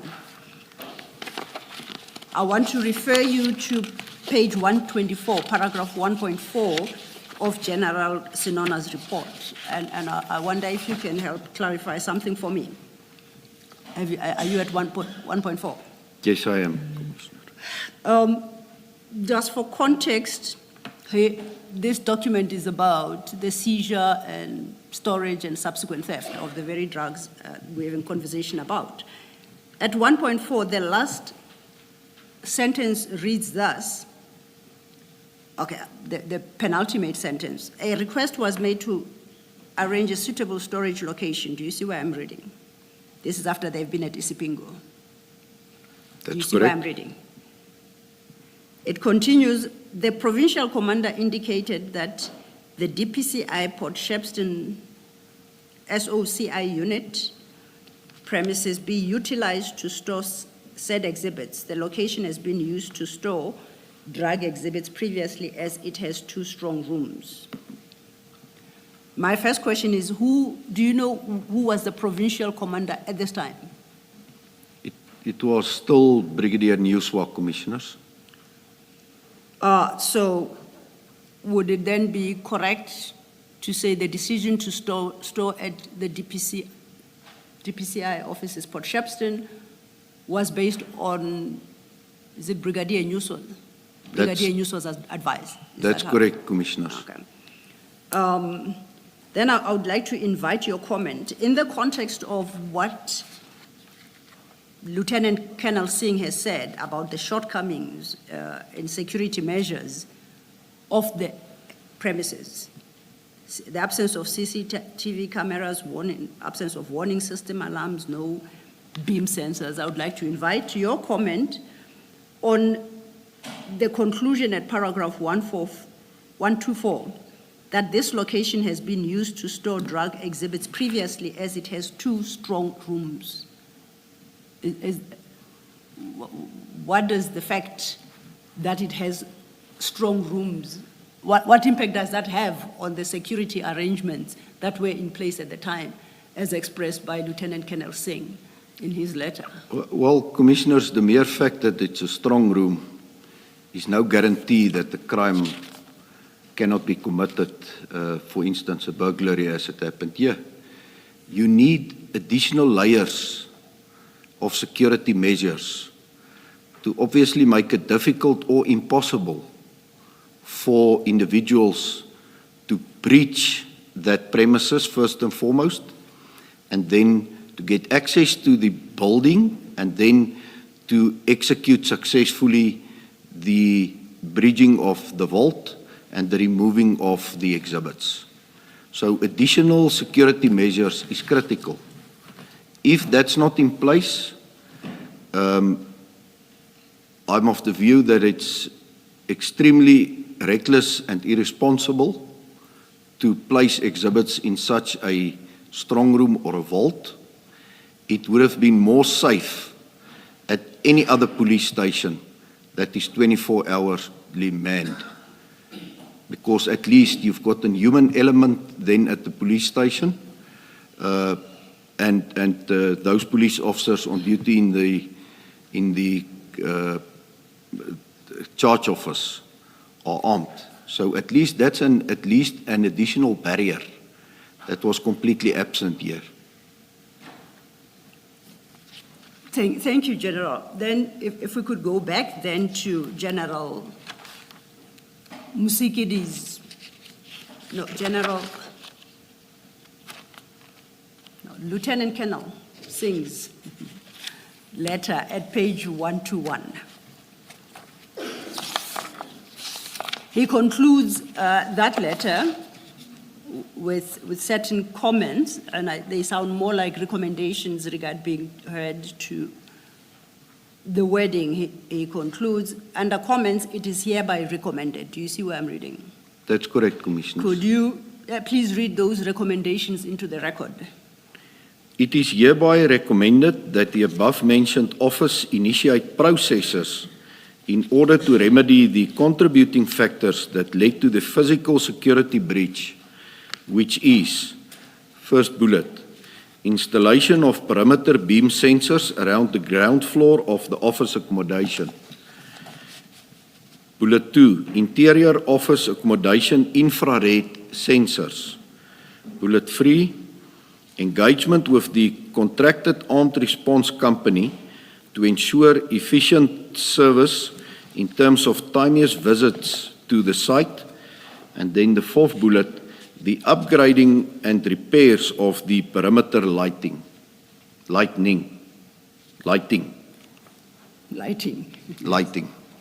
Thank you.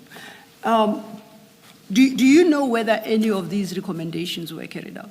I do not have knowledge of such, Commissioners. So you are not in a position to comment whether or not any one of them was in place 18 months later when the theft took place? That's correct, Commissioners. Okay. Chair and Commissioners, I see it's 11. Might this be inappropriate? Let us adjourn and resume at 11:25. Thank you, Chair.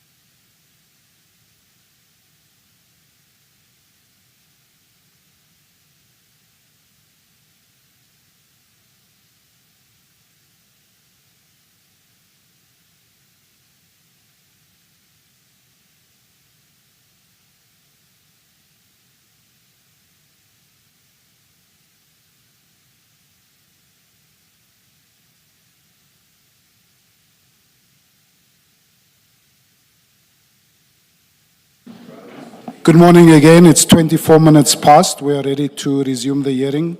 Please switch off your cell phones and any devices that might disrupt us. Thank you.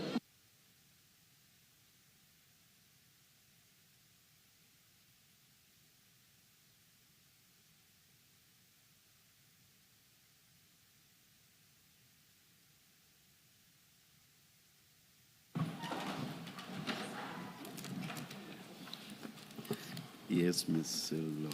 Yeah, thank you, Chair.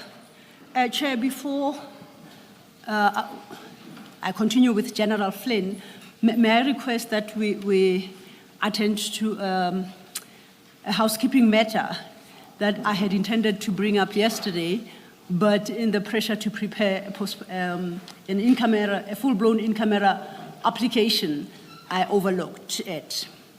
For the record, the witnesses appearing this week do so are members of the SAPS. They are appearing in response to subpoenas received. General Senona had been issued with a subpoena to appear on the 8th of May, which is Friday.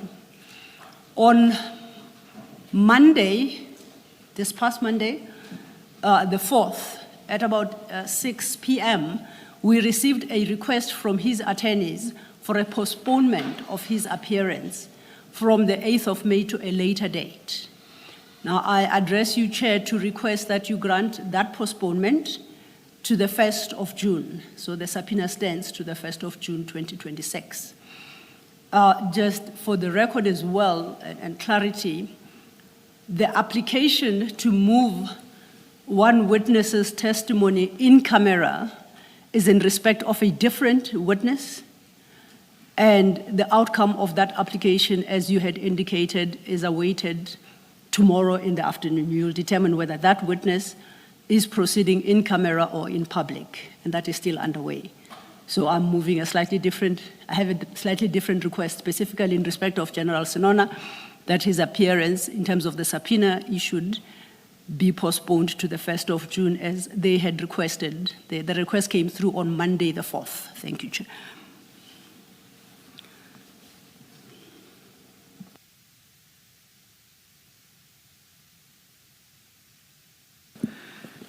And are sufficient reasons given by General Senona's attorneys for the request? On your assessment? On my assessment.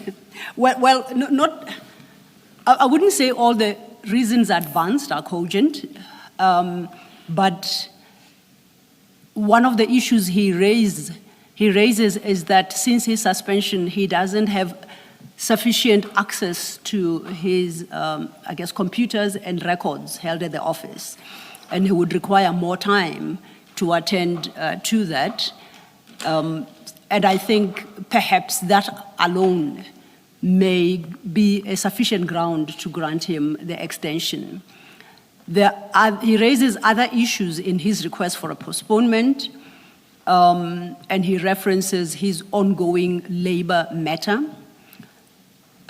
with the SAPS. And I think he says he's scheduled for an appearance on the 7th of May.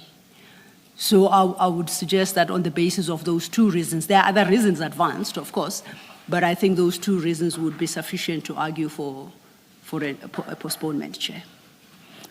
Thank you. And if I may say, I would believe that if he is postponed to the 1st of June 2026, that would be shy of 4 weeks, and that is a fair postponement. The hearing of General Senona's evidence is postponed to 1 June 2026 at 9:30 a.m. Most appreciated, and we shall communicate with him formally and so inform him, Chair. Yeah. And perhaps it's best to issue a subpoena, seeing that, or extend the same one. You'll look into the practicalities. Yes, yeah, and I'm suggesting that because the general is not here, yes, for us to direct him in his presence. we still have to respond to the formal request made on Monday. Yes, So yes. in the process of doing that, we will bring the chair's order to his attention, and we will determine whether it is necessary to reissue now a subpoena for the 1st of June or to extend the current subpoena to the 1st of June. yes. We will look into those matters. Thank you, Ms. Sello. Thank you, Chair. Thank you.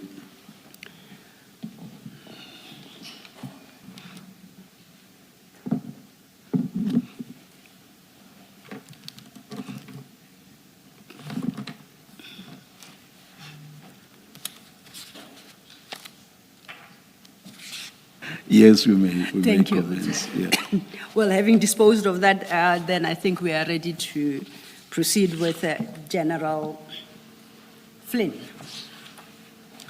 General, before we broke for tea, you had confirmed that the recommendations, you had addressed the question of whether or not the recommendations made by Lieutenant Colonel Singh as regards the security of the DPCI officers in Port Shepstone had been given effect to, and you had directed us to Captain Nuswa, now the ranks, Brigadier Nuswa, Brigadier Nuswa as was, the person you say was the provincial commander at the time.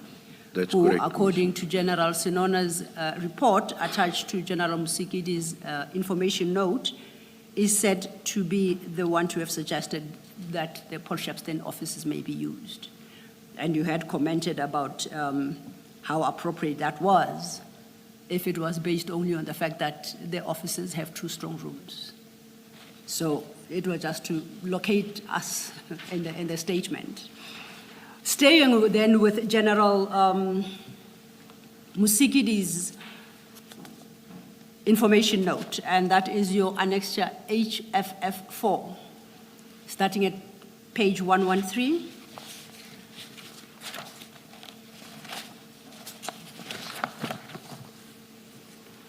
I picked up something that I would require clarity on and perhaps guidance. At paragraph 3 at page 117 of that information note, General Musikidi quotes the National Instruction 8 of 2017, and in particular paragraph 12, property dealt with by experts. Do you see that? That's correct, Commissioner. And then she quotes paragraphs 12, sub 2, sub A, and further down the page, towards the bottom of the page, she quotes paragraph 12, sub 2. Now, I would like you to go back to your annexure HFF2, as I have it on record, that is the National Instruction 8 of 2017. That's correct, Commissioners. And it would appear to be the same document that General Musigidi is referring to here. That's correct, Commissioners. I flip in that actual document to paragraph 12. And paragraph 12 will be found at page 97 of that document. 97. And under paragraph 12, the heading is different. It's vehicles. Do you see that? That's correct, Commissioners. General Musigidi quotes it as paragraph 12 as property dealt with by experts. However, if I flip back to paragraph 9, and that is at page 76, I locate in the exact terms as quoted by General Musigidi, in paragraph 9 at sub 2, what General Musigidi references. So the situation that we are confronted with is either you have put up a wrong document or you have put up a correct document, except there is perhaps a typographical error in General Musikidi's statement. For example, if you read paragraph 9, it reads, all property and exhibits seized must be entered into the SAP 13 register of the relevant police station where the crime was committed or where the property was found, and then transferred to the relevant unit and entered in this SAP as 13 of the relevant unit. It continues still under sub B, sub 2.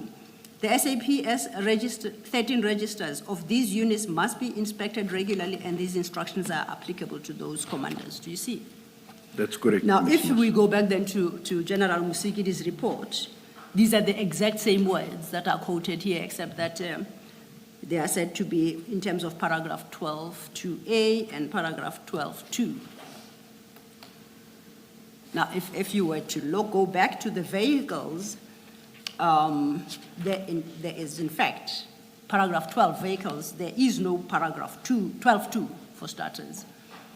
How do we reconcile, how do you suggest we reconcile these seeming contradictions? Commissioners, it is obvious that there was a typo in the report by General Mosekidi, where it's referred to 12. It's supposed to be paragraph 9(2), and there, as Advocate Celu indicated, there is no such 12(2). So it's supposed to be in totality referring to paragraph 9(2). And you maintain that the National Instruction 8 of 2017 that you have annexed as Annexure HFF2 is the correct document? That is the correct instruction, National Instruction, Commissioners, that's correct. Okay. Is it the one that was applicable when General Musikidi prepared her document? I Because make that... these things can undergo amendment and additions, so... That would perhaps be a second question, because I'd made the assumption that it was, because General Msikidi quotes the actual name of the instruction note as National Instruction 8 of 2017. Yeah. If she was looking at a different document, then we have a situation where we have two National Instruction 8 of 2017. Yeah. No, my question is slightly different. Is it possible that it's the same document, but because it's a living document, over time, there were amendments made to it, but it remained National Instruction of, but it underwent amendments so that by 2021, what you see as paragraph 9 was in fact now paragraph 12. It is possible, and perhaps General Flynn may cast some light on that. Did you understand the question, General? I understand the question, Commissioners. I'm not aware of any amendments that were made, so I think the detail reflected here is indeed correct, but it's supposed to be reflected under 9(2). All right. As corrected. And for completeness, Commissioner Khumalo, perhaps what we may do, we may request General Musikidi to clarify whether the annexure HFF2 that General Flynn has put up is the exact same document that she references here, or whether it was perhaps an amended version of it, of a prior date. We will look into that and revert. Thank you. Thank you, General. General Musikidi then considers both the report by General Senona and the letter by Lieutenant Colonel Singh in her information note. You confirm that? That's correct, Commissioners. And she concludes the report by making certain recommendations, and these start at page 119 of Annexure HFF1. That's correct, Commissioners. Now, I would like you, I guess for the record, there are 4 recommendations made.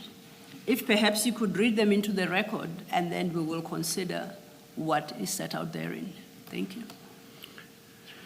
6.1, that the national head appoint a senior functionary at the level of a Major General to lead an investigation in terms of SAP's disciplinary regulations 2016 to establish whether misconduct was committed in the handling and storage of the exhibits. 6.2, that the senior functionary provides the outcome of the departmental investigation in terms of Regulation 8.1 of the SAP's Disciplinary Regulation 2016. 6.3, that an audit be done at all DPCI buildings and offices to check compliance with minimum information security standards. And 6.4, that the Provincial Head KwaZulu-Natal provides a progress report on the site inspection recommendations by Crime Intelligence during January 2020. Thank you, General. Before we deal with other issues here, are you aware if any of these recommendations were given effect? My apologies.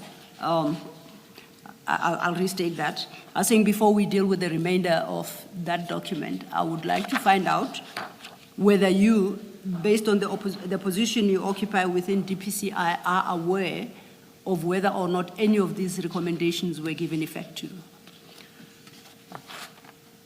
Commissioners, it is my understanding that no disciplinary steps were initiated against Major General Sonona or any of his subordinates. So that speaks then to obviously recommendation 6.1 and 6.2. I do not have knowledge in terms of the recommendations on 6.3 and 6.4 respectively, so I will not be in a position to respond to that, Commissioners. What should we make of General Libia's, because he doesn't approve the recommendations, he says discuss paragraph 6. That was the next step I was getting to. I just wanted to test with the general whether any of them were carried out. I do note the caution raised by General Libya. Now, as I read this document, if you go to 113, it is directed to the National Head Directorate for Priority Crime Investigation. And at the time, that was General Libya, correct? That's correct, Commissioners. And as Commissioner Khumalo has indicated, it is put to him to approve or not approve all of the 4 recommendations made. You see that? That's correct, Commissioners. Now, there is a note in manuscript there. Discuss paragraph 6, thank you. Now, I accept, and it's signed by Lieutenant General National Head Directorate for Priority Crime Investigation, SG Libya, and dated the 28th of January 2022. I accept that you wouldn't know whether or not General Libya and General Musikidi didn't discuss, as he had suggested. That's correct, Commissioners. I was more interested in whether or not in your environment you are aware of any of these recommendations having been carried out. And you have responded to that. So I get Commissioner Khumalo, this is a matter that General Libya is better placed to shed light on. Thank you.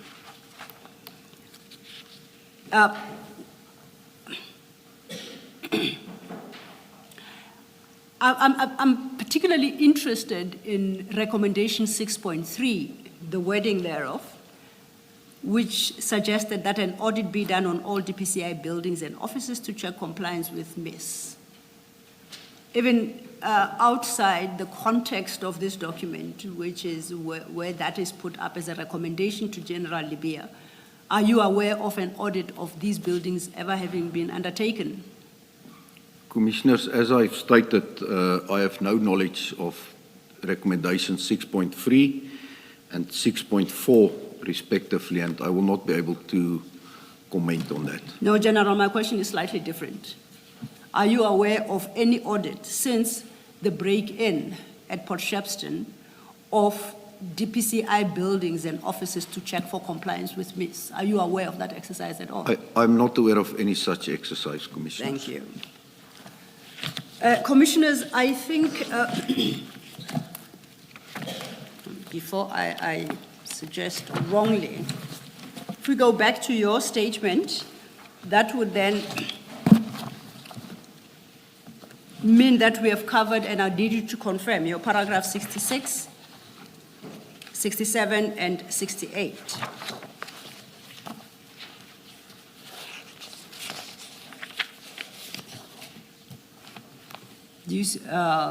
do you confirm that we have covered what is raised in those paragraphs through the engagements we've had? That's correct, Commissioners. Okay. I know that after 68, you then make certain concluding remarks. I would invite you to deal with them, except I think that might be best done after you have dealt with your supplementary statement. So if we could pause that part of your statement and turn our attention instead to your supplementary statement that was admitted into evidence this morning. That should be located at the back of your file. And you indicate in this supplementary statement at paragraph 1 that you prepared this statement to deal with the analysis that you conducted, where you compared the events that transpired relating to 541 kilograms of cocaine seized since June 2021 and stolen from police custody in November 2021. And you do that comparison with other drug busts, seizures in Durban in the period 2020 to 2022, correct? That's correct, Commissioners. And that is the narrow view, perspective of this supplementary statement, that is its sole purpose. Am I correct? That's correct, Commissioners. Then if you could take us from paragraph 2 of your supplementary statement, which is where you deal with this analysis you conducted. Thank you. Thank you, Commissioners. In January 2026, I called for the inquiry files in respect of identified drug busts in Durban during 2020 to 2022 to see whether the 22 June 2021 seizure is evidence of a worrying pattern of irregularities or whether it is an anomaly.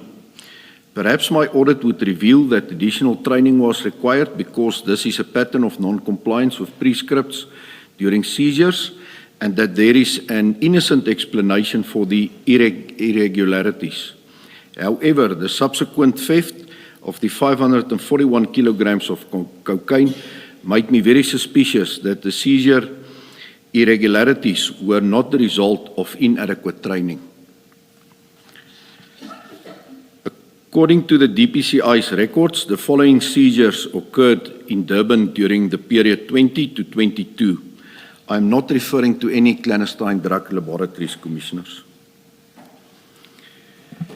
That is then followed by a table listing a number of cases which you say are seizures that occurred in Durban during the period 2020 to 2022. Below that table, you then address each seizure in turn. As we get to then paragraph 3 in that table, before we deal with each seizure in turn, are there any comments you'd like to make to this table? Commissioners, it's explained in detail in the following paragraph, so I can perhaps deal with the incidents and then perhaps go back to the column if that's needed. Yeah, Summary. I'm happy with the approach. So then we'll turn our attention to paragraph 4 of your statement at page 2. And that's where you deal with the first seizure, correct? That's correct, Commissioners. On the 5th of February 2020, members of the DPCI, Durban Serious Organised Crime Investigation Unit, were summoned to a crime scene at the CHC depot in Prospecton, Durban, where SARS Customs detected a consignment of suspected mandrax. The suspected mandrax was hidden in a container that was offloaded from a vessel that originated from China. The crime scene was properly dealt with in terms of crime scene management principles. The exhibits were photographed, weighed, and sealed in forensic evidence bags. The mass of the suspected mandrax was 547 kilograms. The exhibits were booked in at Isipingo SAPS under a reference number, and then the exhibits were submitted to the main forensic science laboratory in Silverton on 12 November 2021. FSL confirmed that the exhibits were mandrax and the case was investigated by Durban under a certain reference number. Before we proceed to the next case, do we know whether there's been an outcome on this matter or are investigations ongoing? Up to date, there's been no significant breakthrough on this matter, Commissioners, but we are looking into the matter again. Thank you. Then I think you can turn to paragraph 5, which is... Sorry, before you do. Yes. This is an operation in 2020. What would have happened to the drugs that were seized? As at today, what happened? Commissioner Baloy, this is also the matter that I spoke to yesterday. The Mandrake seizure, the 547 Yes. that went to Isipingo. So as I've indicated, upon closure of the inquiry, Forensic Science Laboratory are informed of the outcome of the investigation, and they then have the responsibility to dispose of the exhibits. So the current status of the Mandrakes, I do not have any knowledge of. But ordinarily, it would be where, if you say the investigation is still ongoing. Obviously, we after I summoned or requested these inquiries, we've looked into it, identified aspects that need further investigation. So that's why we are continuing with the investigation part. Okay. But once narcotics specifically is handed or submitted to the Forensic Science Laboratory, it's never returned to a SAP 13 facility. Okay. It is kept at Forensic Science Laboratory until the matter is finalized and then disposed of. All right, thank you. Thank you. Thank you, Commissioner. Thank you, Commissioner Baloy and General Flynn. So would it be correct then to conclude, because you don't say otherwise, as to where the Mandrakes is it a correct expectation that it should be with the FSL in Silverton, where it was delivered on the 12th of November 2021? If it's not already disposed of, it's Accept supposed that. to be there, Commissioners. And would I be correct to say that what becomes of the seized drugs is regulated in terms of your annexure HFF3 from page 103?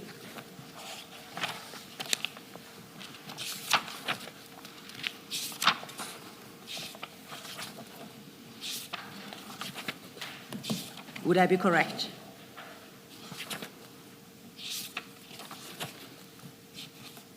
And in particular, I guess I'm interested in page 111, paragraph 5.12, which deals with disposition/destruction of illicit drugs.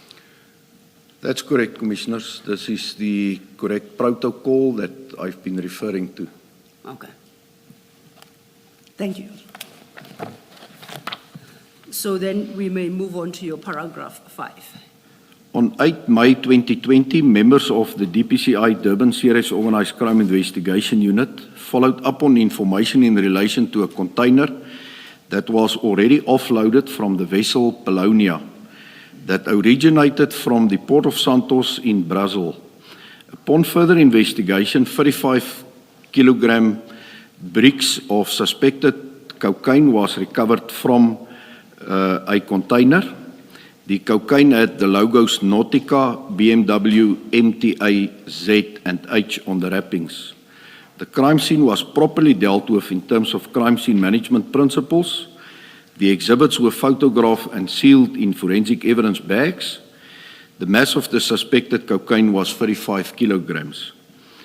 The exhibits were booked in at Maiden Wharf SAP 30 SAPS under a specific reference number. The exhibits were submitted to the Forensic Science Laboratory in Amanzimtoti on 21 May 2020. FSL confirmed that the exhibits are cocaine. The case was investigated under a reference number of Durban Soki. Commissioners, perhaps at this point in time, I should indicate that in this list, there was 3 cases where the exhibits were submitted to FSL in Amanzimtoti. And the reason for that is that you will observe that the mass of these exhibits is much lesser than the bulk seizures that was ultimately submitted to FSL in Silverton. So it includes this 35 kilograms as well as some of the seizures that is subsequently discussed. Thank you, General. Before you move to the next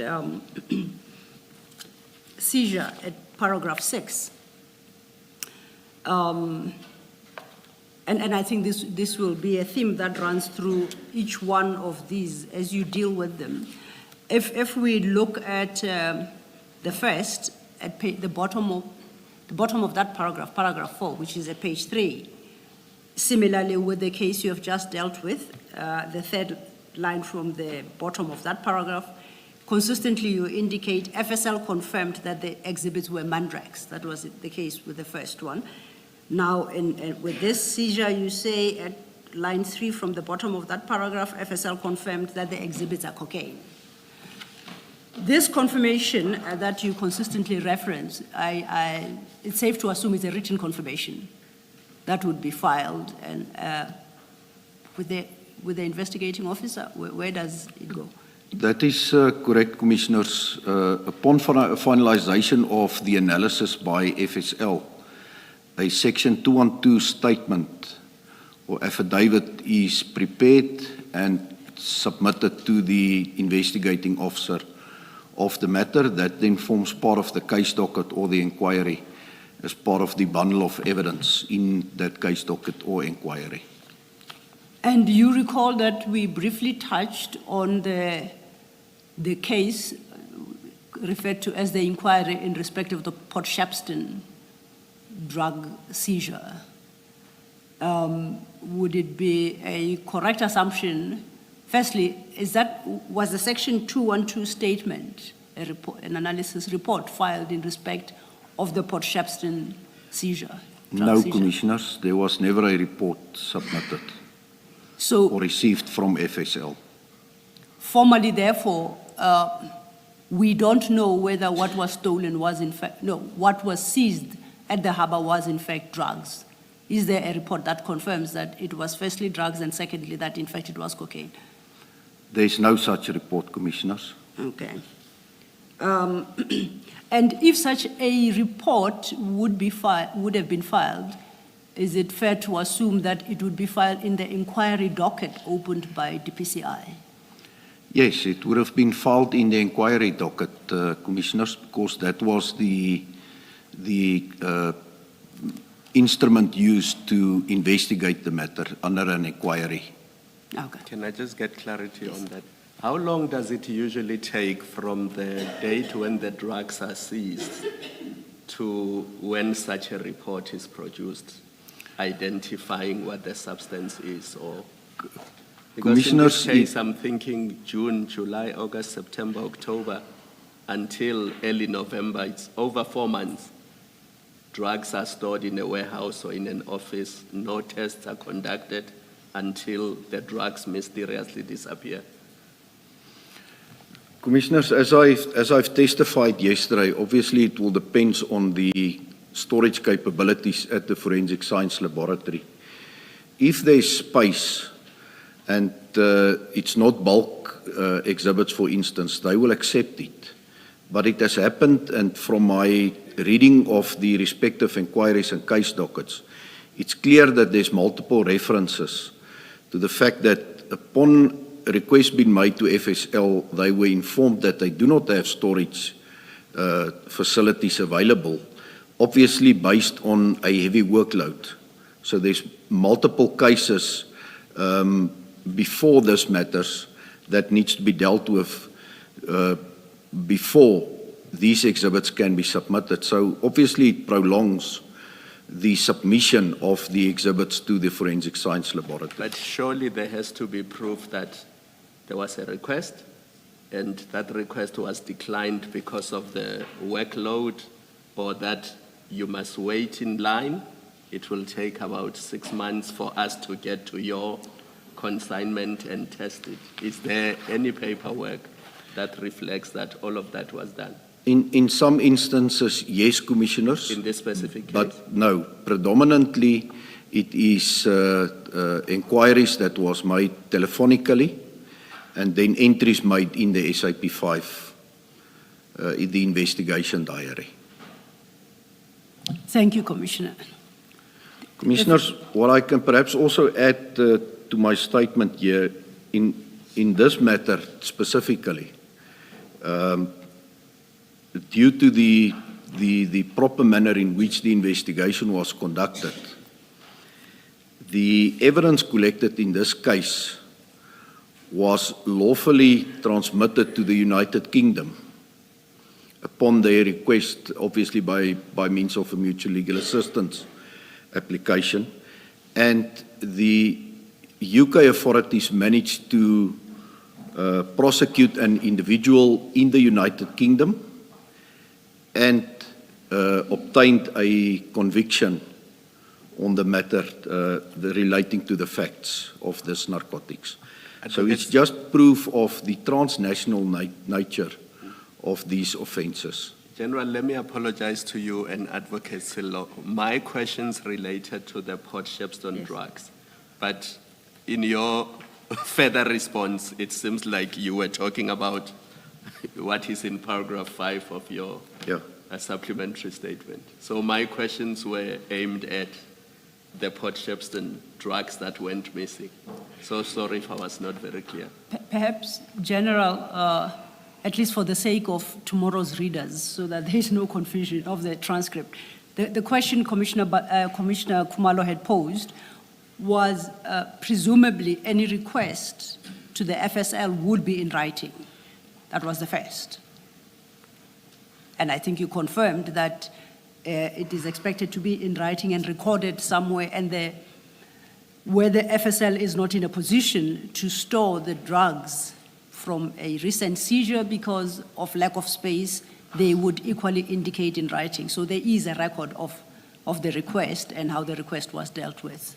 Would that be correct or not necessarily?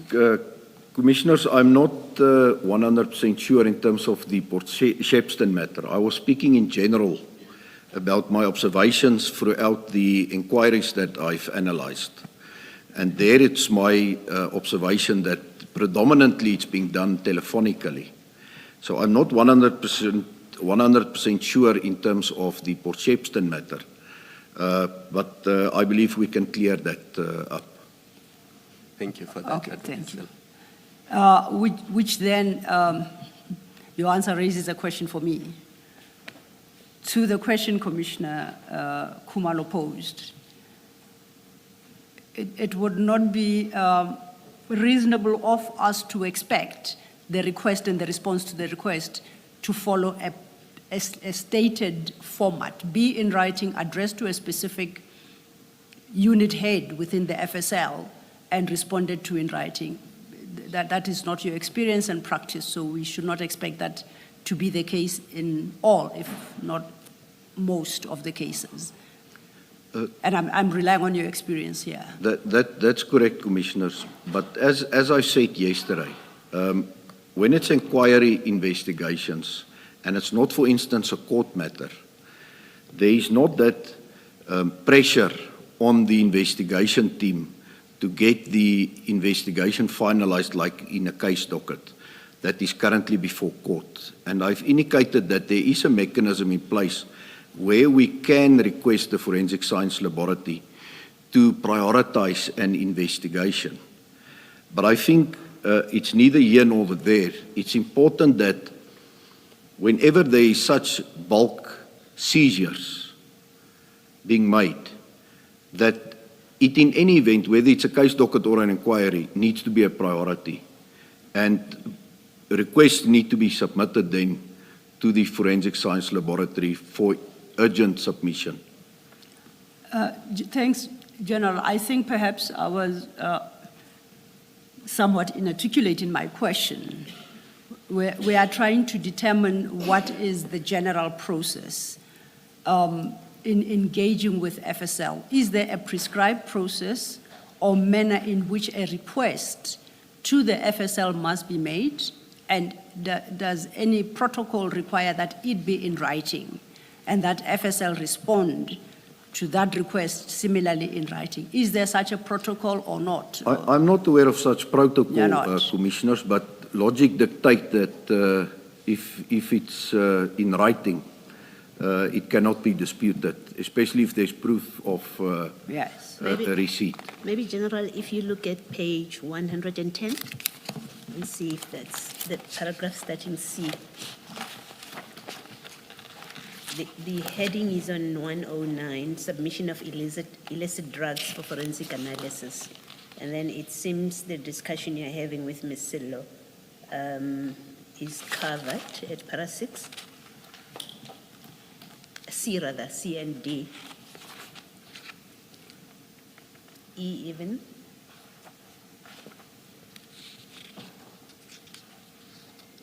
And it seems that's all that regulates what should happen. Yes, that is what I testified yesterday as well, Commissioner Baloy, is that upon submission of the exhibits to the Forensic Science Laboratory, it needs to be accompanied by this covering letter. That is acknowledged then, so you get an acknowledgement of receipt on the date that it was submitted. So that is indeed being complied with. Okay, thank you. Thank you, Commissioner Baloy. I think, and I'm going to test this, I think perhaps it's become clear in my head. The section that Commissioner Baloy just referred you to deals with the submission of the exhibits to the FSL. And it prescribes a process that must be followed. That's and correct. it does prescribe that there must be a written request and the like. The question, I think, General, why could I say General? Commissioner Kumalo. Umpteenth time, I do apologize, Commissioner. The question that Commissioner Kumalo and I think, were interested, the answer there too, in, was relating to the request to FSL for storage, where FSL responds that it doesn't have storage capacity. So it's not the actual submission of the exhibits to. Yes. So then I'll take a step back. You remember in the morning when we started, I pointed out to your section of your statement, and I think General Musikiri also points out that when a request was made to FSL, it was rejected because FSL indicated that it was not a clean lab scenario. You recall that conversation? That's correct, Commissioner. And your view was that that rejection on that basis was correct because they ought not to have called FSL. It is LCRC they ought to have called. Articulate your answer, please, for the record. You are correct. Okay. So then we shouldn't confuse ourselves by seeking to find a formal written request to FSL for purposes of storage in circumstances where the exhibits were not being handed over to FSL. Would I be correct in that? That's correct, Commissioner. Okay. I think I'm clarified. Advocate Silo, my concern, General, is looking at how the exhibits were stored and how they were recorded and the shortcomings that Chair listed yesterday. Remember, he went up to 9. I think Advocate Waloen Silo added 2 more. From where I'm sitting, and I could be wrong, but it looks to me like there was never an intention to submit these drugs to FSL. There was never an intention to have them tested because of how they were handled throughout and how they were recorded. It raises concerns to me that it doesn't seem like there was ever an intention that these drugs will go to storage in Pretoria or that they would be tested so that we can be 100% sure that it was cocaine, 541 kilograms of it. Because I cannot understand how there is no paperwork saying to FSL, at some point when you do have capacity, we would like you to take these drugs. We would like for them to be tested so that we can ascertain that this was indeed cocaine. And if there's a need for people to be arrested and prosecuted, that can be done. What is your comment on my observation? I'm not stating facts, I'm just stating an observation.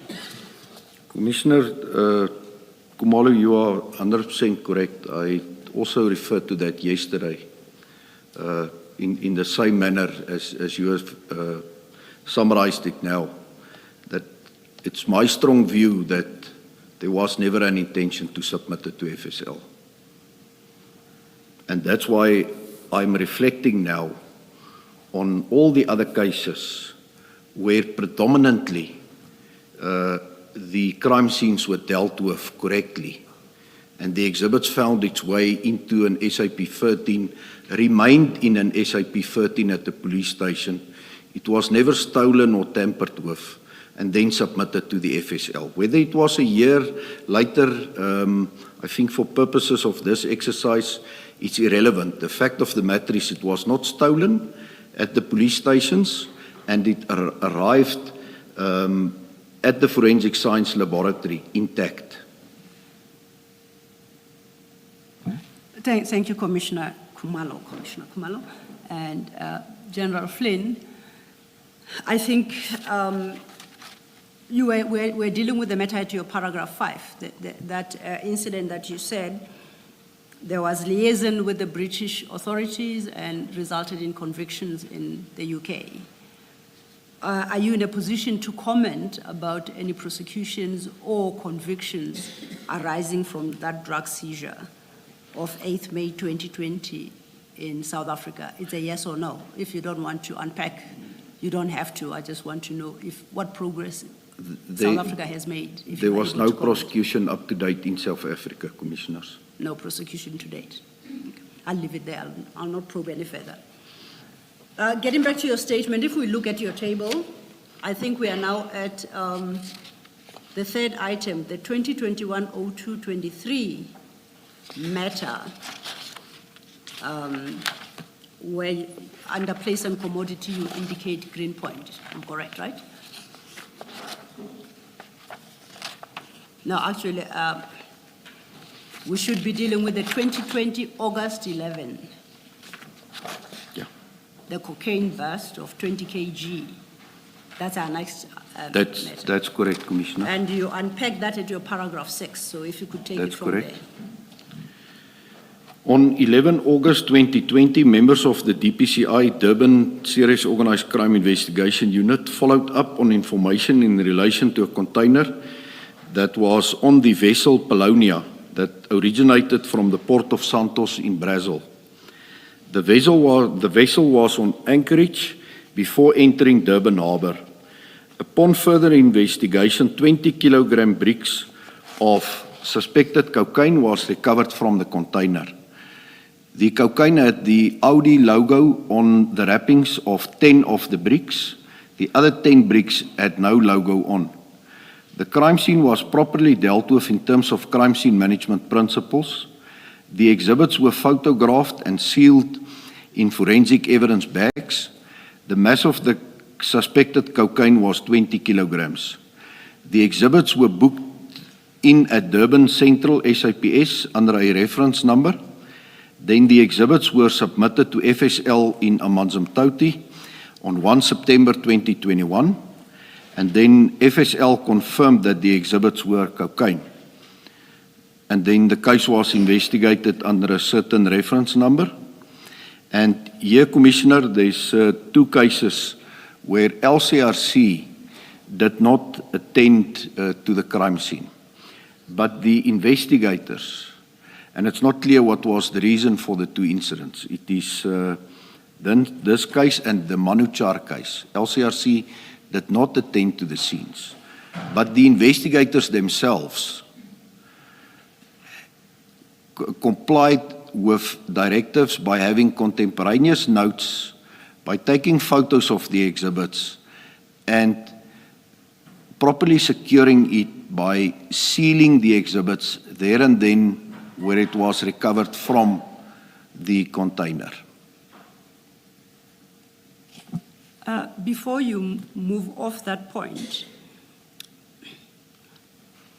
is it your testimony that it is imperative at all these seizure scenes that the LCRC be present, or it is not necessarily a requirement? What is the actual position?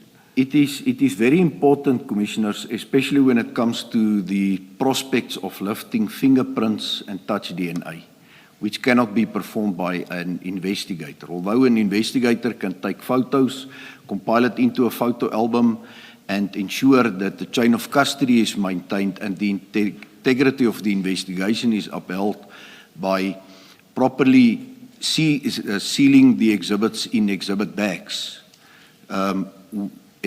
Investigators are not capable of performing that two very important aspects. And in this case, I think you specifically pointed out that the risk of non-attendance or attendant on the LCRC not attending the scene was somehow ameliorated by the actions of the investigators themselves. Is that correct? Yes, some of the tasks were performed, Commissioners, as I've indicated.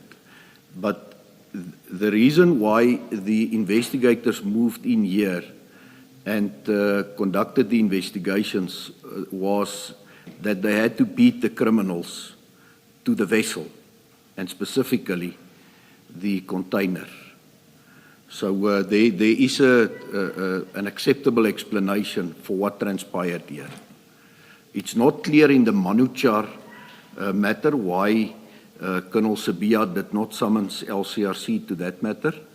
But in this matter, and I have the detail of the matter, which I prefer not to disclose Please don't. to the Commission, I'm satisfied that there was no wrongdoing on the part of the investigators in relation to this seizure of the 20 kilograms from the vessel.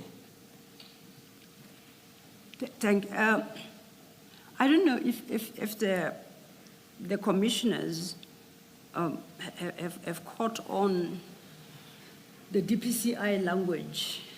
There is this case you keep, is it Manucha? Is that our Port Shepstone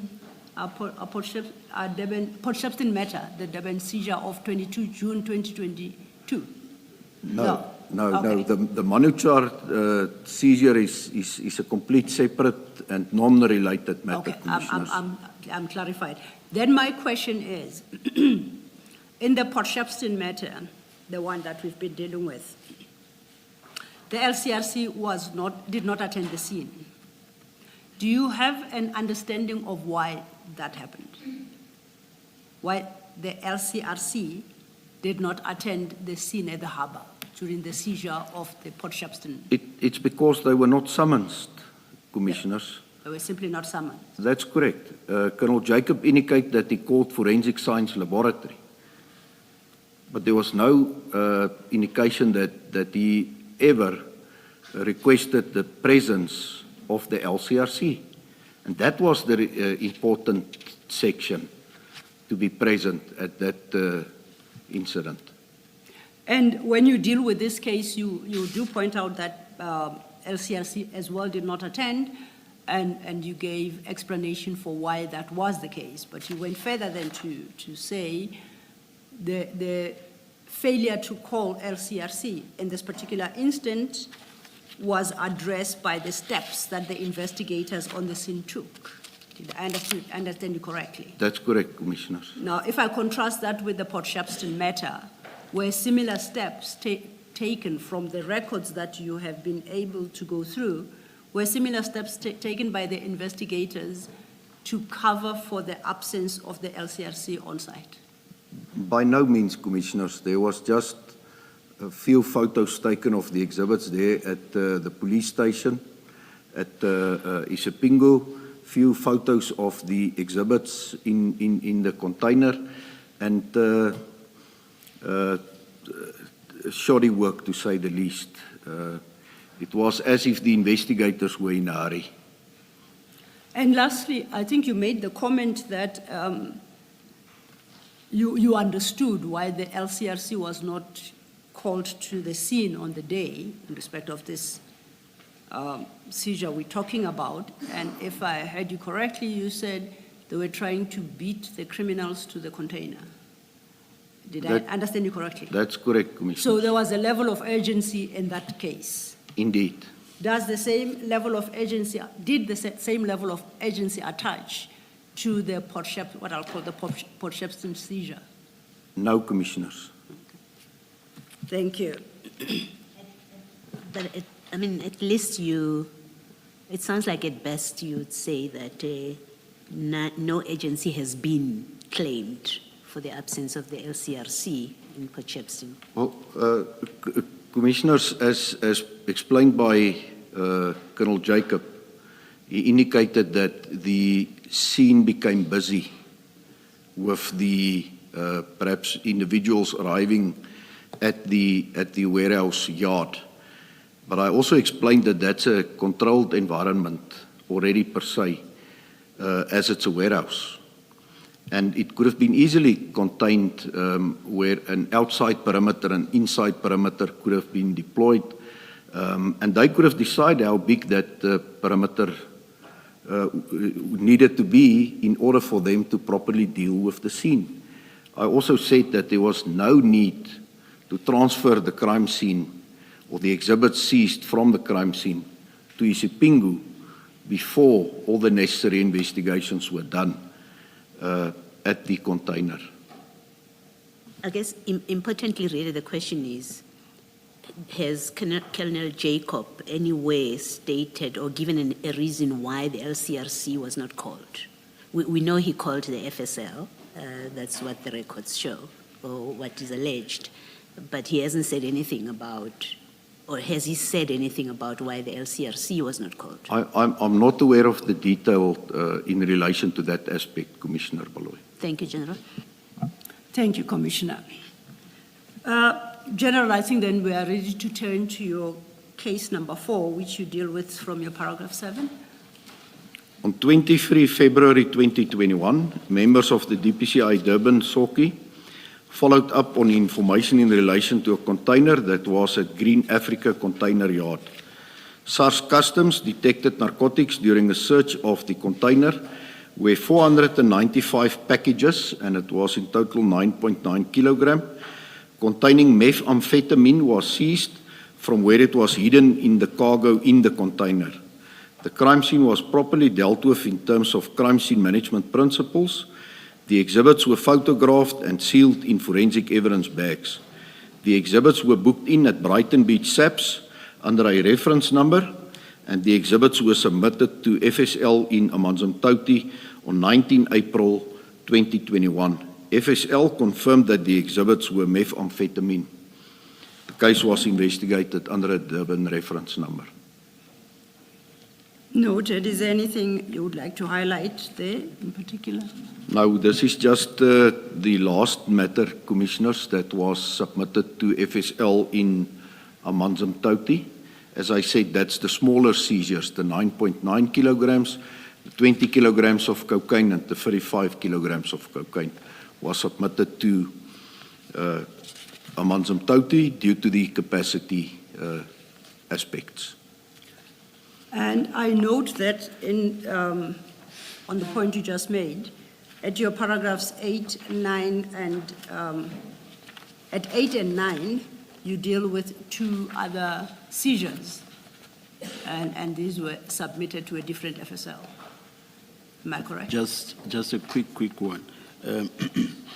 If I'm not mistaken, General, you said that the referral to the FSL should be immediate. Am I correct, or have I forgotten?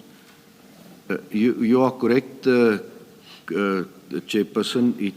According to the protocol, the exhibits must be submitted within 7 days. Within 7 days. Obviously. Yes. No, sorry, Commissioner. Oh, I'm saying I'm looking here at 23 February and a referral on the 19th of April, almost 2 months later.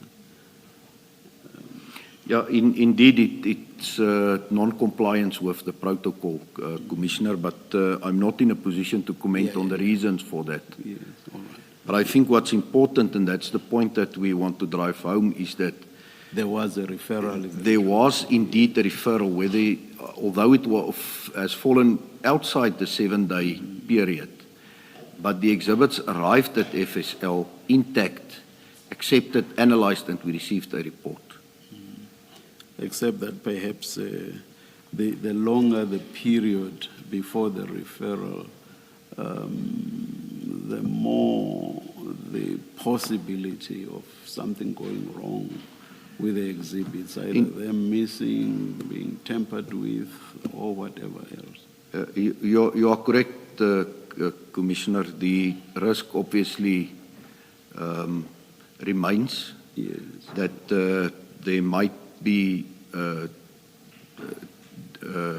tampering with the exhibits. It's indeed true. Thank you, General. Thank you, Chair. Then, General, we turn our attention to your paragraph 8 at page 4. On 30 July 2021, members of the DPCI Durban followed up on information relating to the possible smuggling of narcotics concealed in a shipping containers destined for a major truck assembly plant in Gauteng, Scania. When the container doors were opened, the officers noticed black bags inside the container. As the officers suspected it to be bags of cocaine, they halted the process until LCRC arrived. And this is the matter I spoke to yesterday as well, Commissioners. There was proper crime scene management as the scene was investigated for fingerprints, DNA, and photographed. A duplicate seal was recovered from the container. 29 bags, each wrapped in black tape with carry handles exposed, were recovered. 999 bricks of cocaine were recovered from the bags. The mass of the cocaine was approximately 1,000 kilograms. The narcotics were transported to Maiden Wharf SAPS, where they were booked into the SAP-13. It's alleged that the suspected cocaine could not be submitted to FSL as they did not have enough space in their vaults. The exhibits were accepted by FSL in Pretoria on 12 November 2021 after the burglary and theft of the 541 kilograms of cocaine at Port Shepstone. So is your paragraph suggesting that some good came out of the theft of the cocaine at Port Shepstone? Because then this seizure could be accommodated at FSL in Silverton. Well, very, very shortly after the burglary was detected, Commissioner, I believe that my counterparts at Forensic Science made the means to accommodate this major seizure, and then it was submitted. And this was 1,000 kilograms, about twice the size of the Port Shepstone seizure. That's correct, Commissioners. That's it. Thank you. You may proceed. On the 16th of February 2022, members of the DPCI Durban SOCI, in conjunction with Crime Intelligence, followed up on information in relation to a container that was at Manuchar warehouse where 550 bricks or 550 kilograms of suspected cocaine were seized from where they were hidden in the cargo in the container. The container originated from the port of Santos in Brazil. The crime scene was properly dealt with in terms of crime scene management principles. The exhibits were photographed and sealed in forensic evidence bags. The exhibits were booked in at Umbilu under reference number, and then the exhibits were submitted to FSL in Silverton on the 24th of February 2022. FSL confirmed that the exhibits were cocaine and it was investigated under a Durban SOCI reference number. Commissioners, this is the other matter where LCRC did not attend the scene. It's not clear why Colonel Sabia did not summons them, but from a study or an analysis of the inquiry, it's clear that there is contemporaneous notes. The exhibits was photographed and then properly sealed in the forensic bags. before submission. But you would, because LCRC wasn't there, you still miss the DNA evidence that you might have been able to pick up, DNA and fingerprint. Indeed, Commissioner Beloy, that's correct. Yes. It's a shortcoming. And the referral to FSL here was relatively quick. The discovery is in February and the referral is in February still. The one just before that, the one involving the truck assembly plant, that's about 4 months. Indeed, Chairperson. Yes. Thank you, Chair. Thank you, Commissioner Baloy.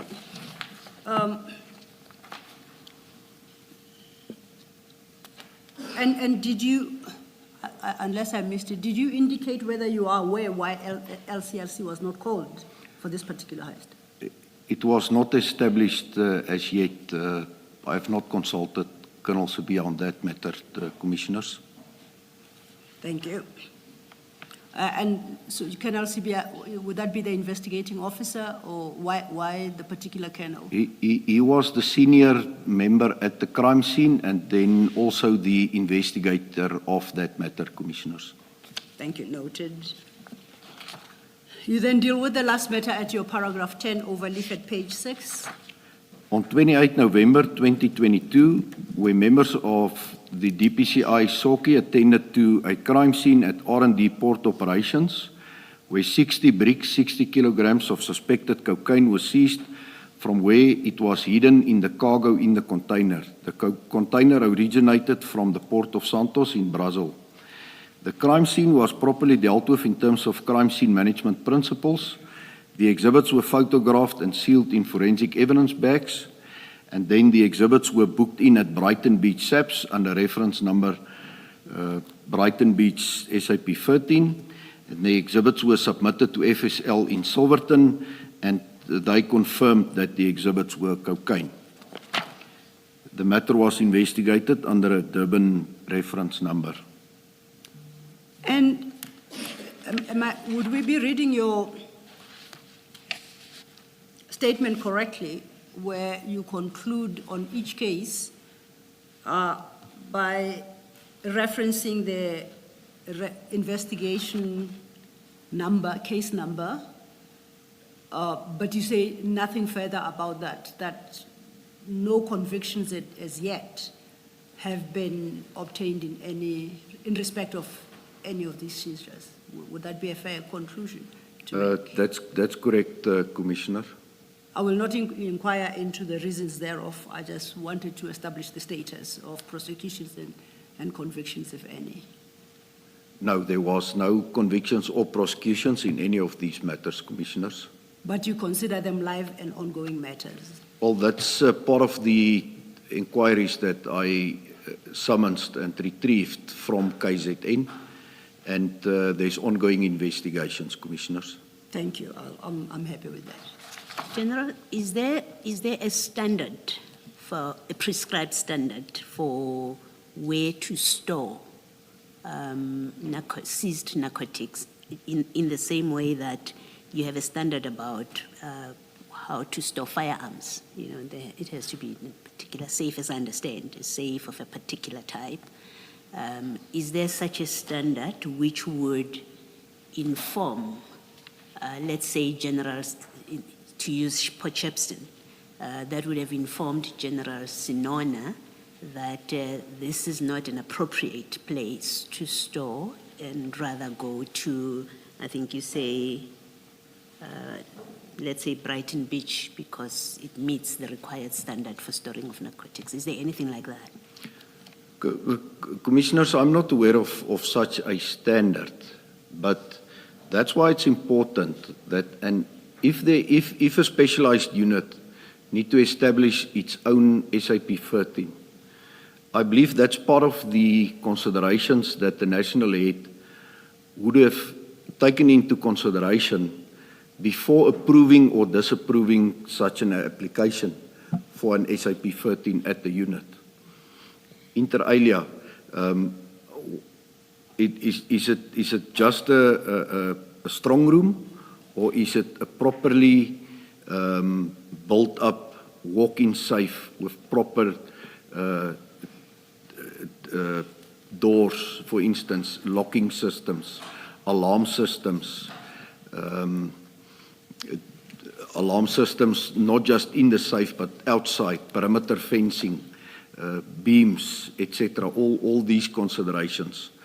So I think that's the important part here, is to during that consideration phase, whether there is additional safeguarding in place or not.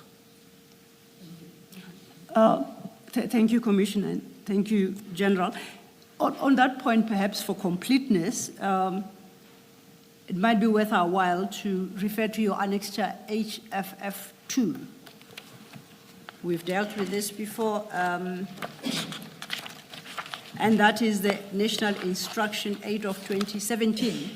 Commissioner Baloyi had requested had asked whether there are protocols around dealing with seizures of this nature.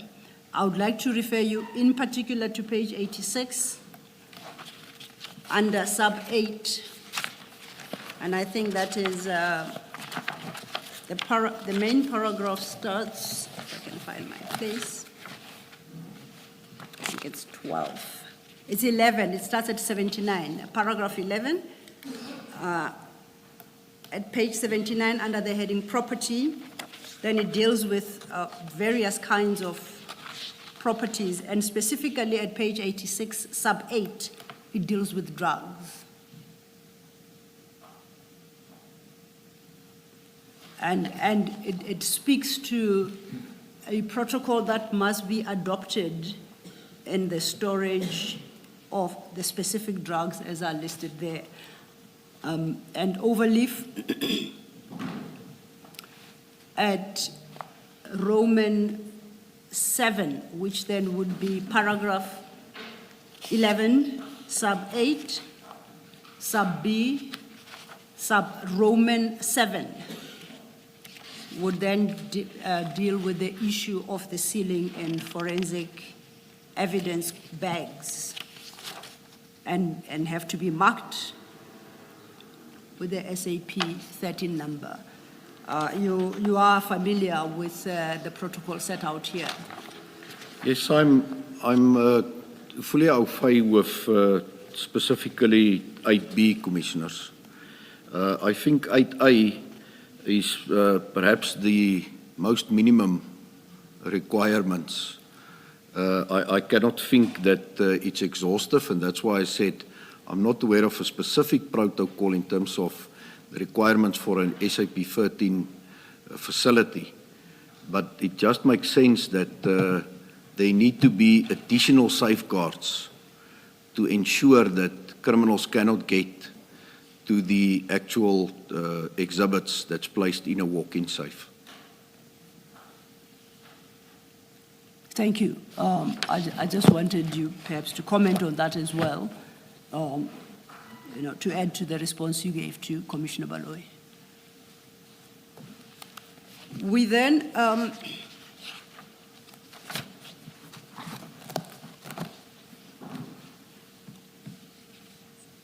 I think we are now at your paragraph 11.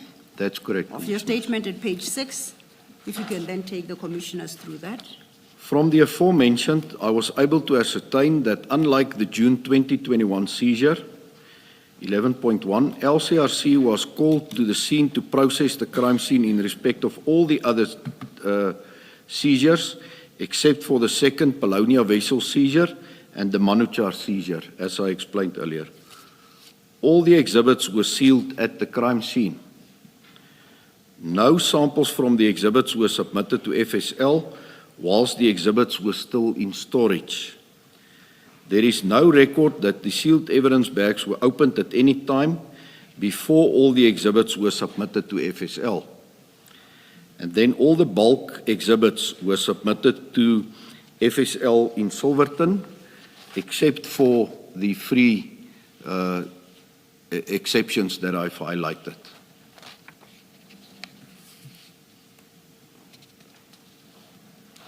Just 2 seconds, General.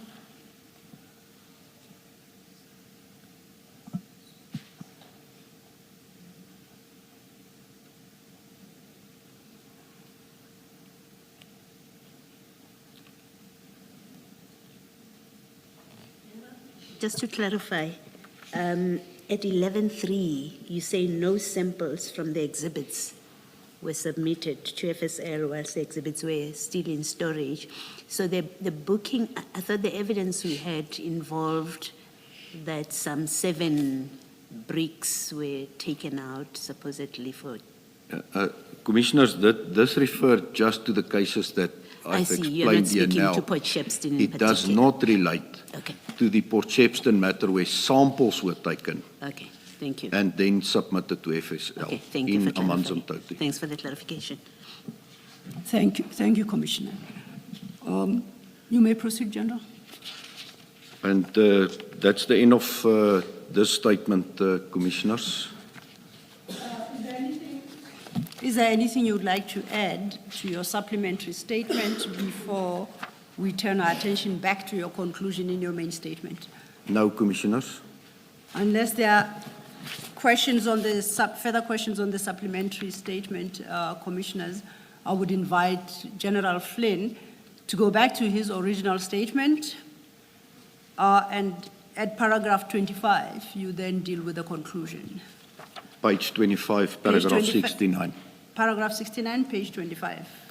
Thank you, Commissioners.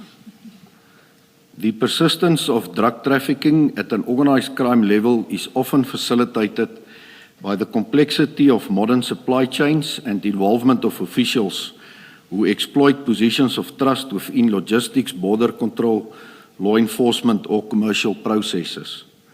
Trafficking networks or syndicates are deliberately structured, which makes detection more difficult. Efforts to counter this form of organized crime require coordinated intelligence-driven action across multiple agencies and, importantly, embracing technology. While enforcement efforts continue to disrupt operations, bringing the perpetrators to account is difficult due to the clandestine nature of the crime and the involvement of law enforcement officials and border control. In my opinion, the cocaine seized in 2021 should never have been stored in Port Shepstone. The crime scene management failings compromised the integrity of the investigation, and the subsequent theft of the cocaine was severely compromised our ability to find the traffickers. I trust that my evidence will be of assistance to the Commission. Thank you, General. Before I turn to the commissioners, are there any other comments you'd like to make, having then read out your conclusion? No, Commissioners. Chair and commissioners, yes, please. General, what I'm going to ask you is unrelated to your testimony, but I hope you will be able to comment on it. What protocols exist with regard to the conduct of polygraph tests, or what are colloquially referred to as lie detector tests? What protocols exist, and when is that usually or ordinarily done, and who gets subjected to it? Commissioners, in terms of our legislation, I believe it's section 17E, speaks to integrity testing. And as part of that process, polygraph tests are also part of the machinery that is deployed to determine deception, or whether individuals were perhaps complicit in the commissioning or taking part in any offence. And then it is upon the national head to then direct who needs to be exposed to that process. So then a list is then submitted to the identified officers, who then needs to report for such polygraph testing. And do you have any idea as to what the determinant factors are to decide on who should be subjected to the test? I believe the merits of each matter, Commissioner, will determine whether an individual or individuals be exposed to the process. So I don't think there's hard and fast rules associated to those decisions. It will be dependent on the specific facts that such a decision will be taken. I was avoiding specificity so as to get an idea of the generally applicable prescripts, but perhaps I should be specific now. The facts here are that General Sinona was involved in the decision to take the drugs, the cocaine, to Port Shepstone, and in the end, he kept the key. I'm just trying to establish in my own mind whether he ought not to have been subjected to a polygraph test. I'm asking this in the context of the fact that there were polygraph tests here. And I assume that everybody who was involved in all of this saga was subjected to such tests, but he was not. Ought he have been subjected to the test, in your view? In my opinion, Commissioner, indeed, he was supposed to be exposed to the process as he played an active role in the Port Shepstone matter. It's not as if he was just the provincial head sitting at the distance. He was privy to the activities. He visited the Port Shepstone offices shortly after the seizure and took possession of the key. That's active participation. It's not as if he was at the distance and that he was not related to this matter. So it's my strong opinion that he was supposed to be exposed to the process. Thank you, General.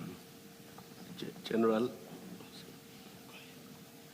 I wanted to follow up on Commissioner Baloy's question and the answer you gave, more for clarification than anything else. Were 7 bricks ever taken from Port Shepstone to the FSL lab for testing? No. They were not? It was never submitted, Commissioners. It was, apparently there was a request for 7 bricks of cocaine to be submitted, yes. But I clarified that point in terms of the process that the investigators would have followed, but it was only the samples that the investigators obtained on the second day when they went back on the 24th. Yeah. So obviously opening the exhibits, obtaining that samples, sealing it, submitting it to FSL, that was the only samples that was submitted, Commissioners. So the 7 bricks were never taken? That's correct. Yeah, okay. That's correct, Commissioners. Thank you.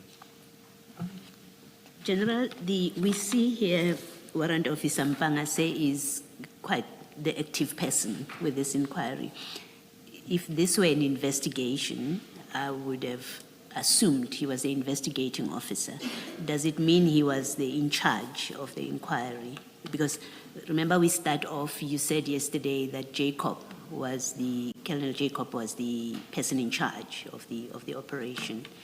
And then he went off. Then you have Mpangase, who seems to be very busy here. Would he have been therefore the owner of this inquiry? Indeed, the owner of the inquiry, Commissioner Baloy, in the sense that he's the investigating officer. Okay. But in terms of command and control, the responsibilities of the team leader, which will obviously be a captain or at the level of lieutenant colonel, the unit commander, the provincial commander, as well as the provincial head, under these circumstances where it's a major drug seizure, cannot be wiped out. They've got certain responsibilities in terms of inspections and overseeing the investigation, obviously from a higher level. But to ensure that the investigation is properly conducted, all the possible leads are followed up, exhibits are submitted to FSL in time, or then assist if there's blockages in all these processes to ensure that there's a smooth transition of the exhibits from the SAP 13 facility or wherever it was kept to the Forensic Science Laboratory. Thank you, General. Thank you, Commissioners. Thank you, Chair. Unless there are no further questions, if there are no further questions for General Flynn, that is the testimony of General Flynn. Thank you, Chair. Thank you very much, General. You are excused, but perhaps you should wait for the formal adjournment. Yes, indeed, Chair. Insofar as the next step is concerned, General Flynn will then be excused, which means we finish at lunch. The next witness, unfortunately, is one who has to travel into Gauteng, and today is his travel date to Gauteng, and can only be presented tomorrow at 9:30 in the morning. Is that because he could not travel earlier? The arrangements that had been made already had been for him to travel today, to be present at 9:30 tomorrow morning. In light of the fact that there is no threat that he may overrun, we thought it was appropriate to retain the arrangements as were made to cater both for his overnight stay in Johannesburg and travels, and to be presented in the normal hours tomorrow. So we request that perhaps with your leave, we stand down at this juncture to 9:30 when we start with a new witness. Thank you, Ms. Sillo. Let us adjourn until 9:30 tomorrow morning. Thank you, Chair.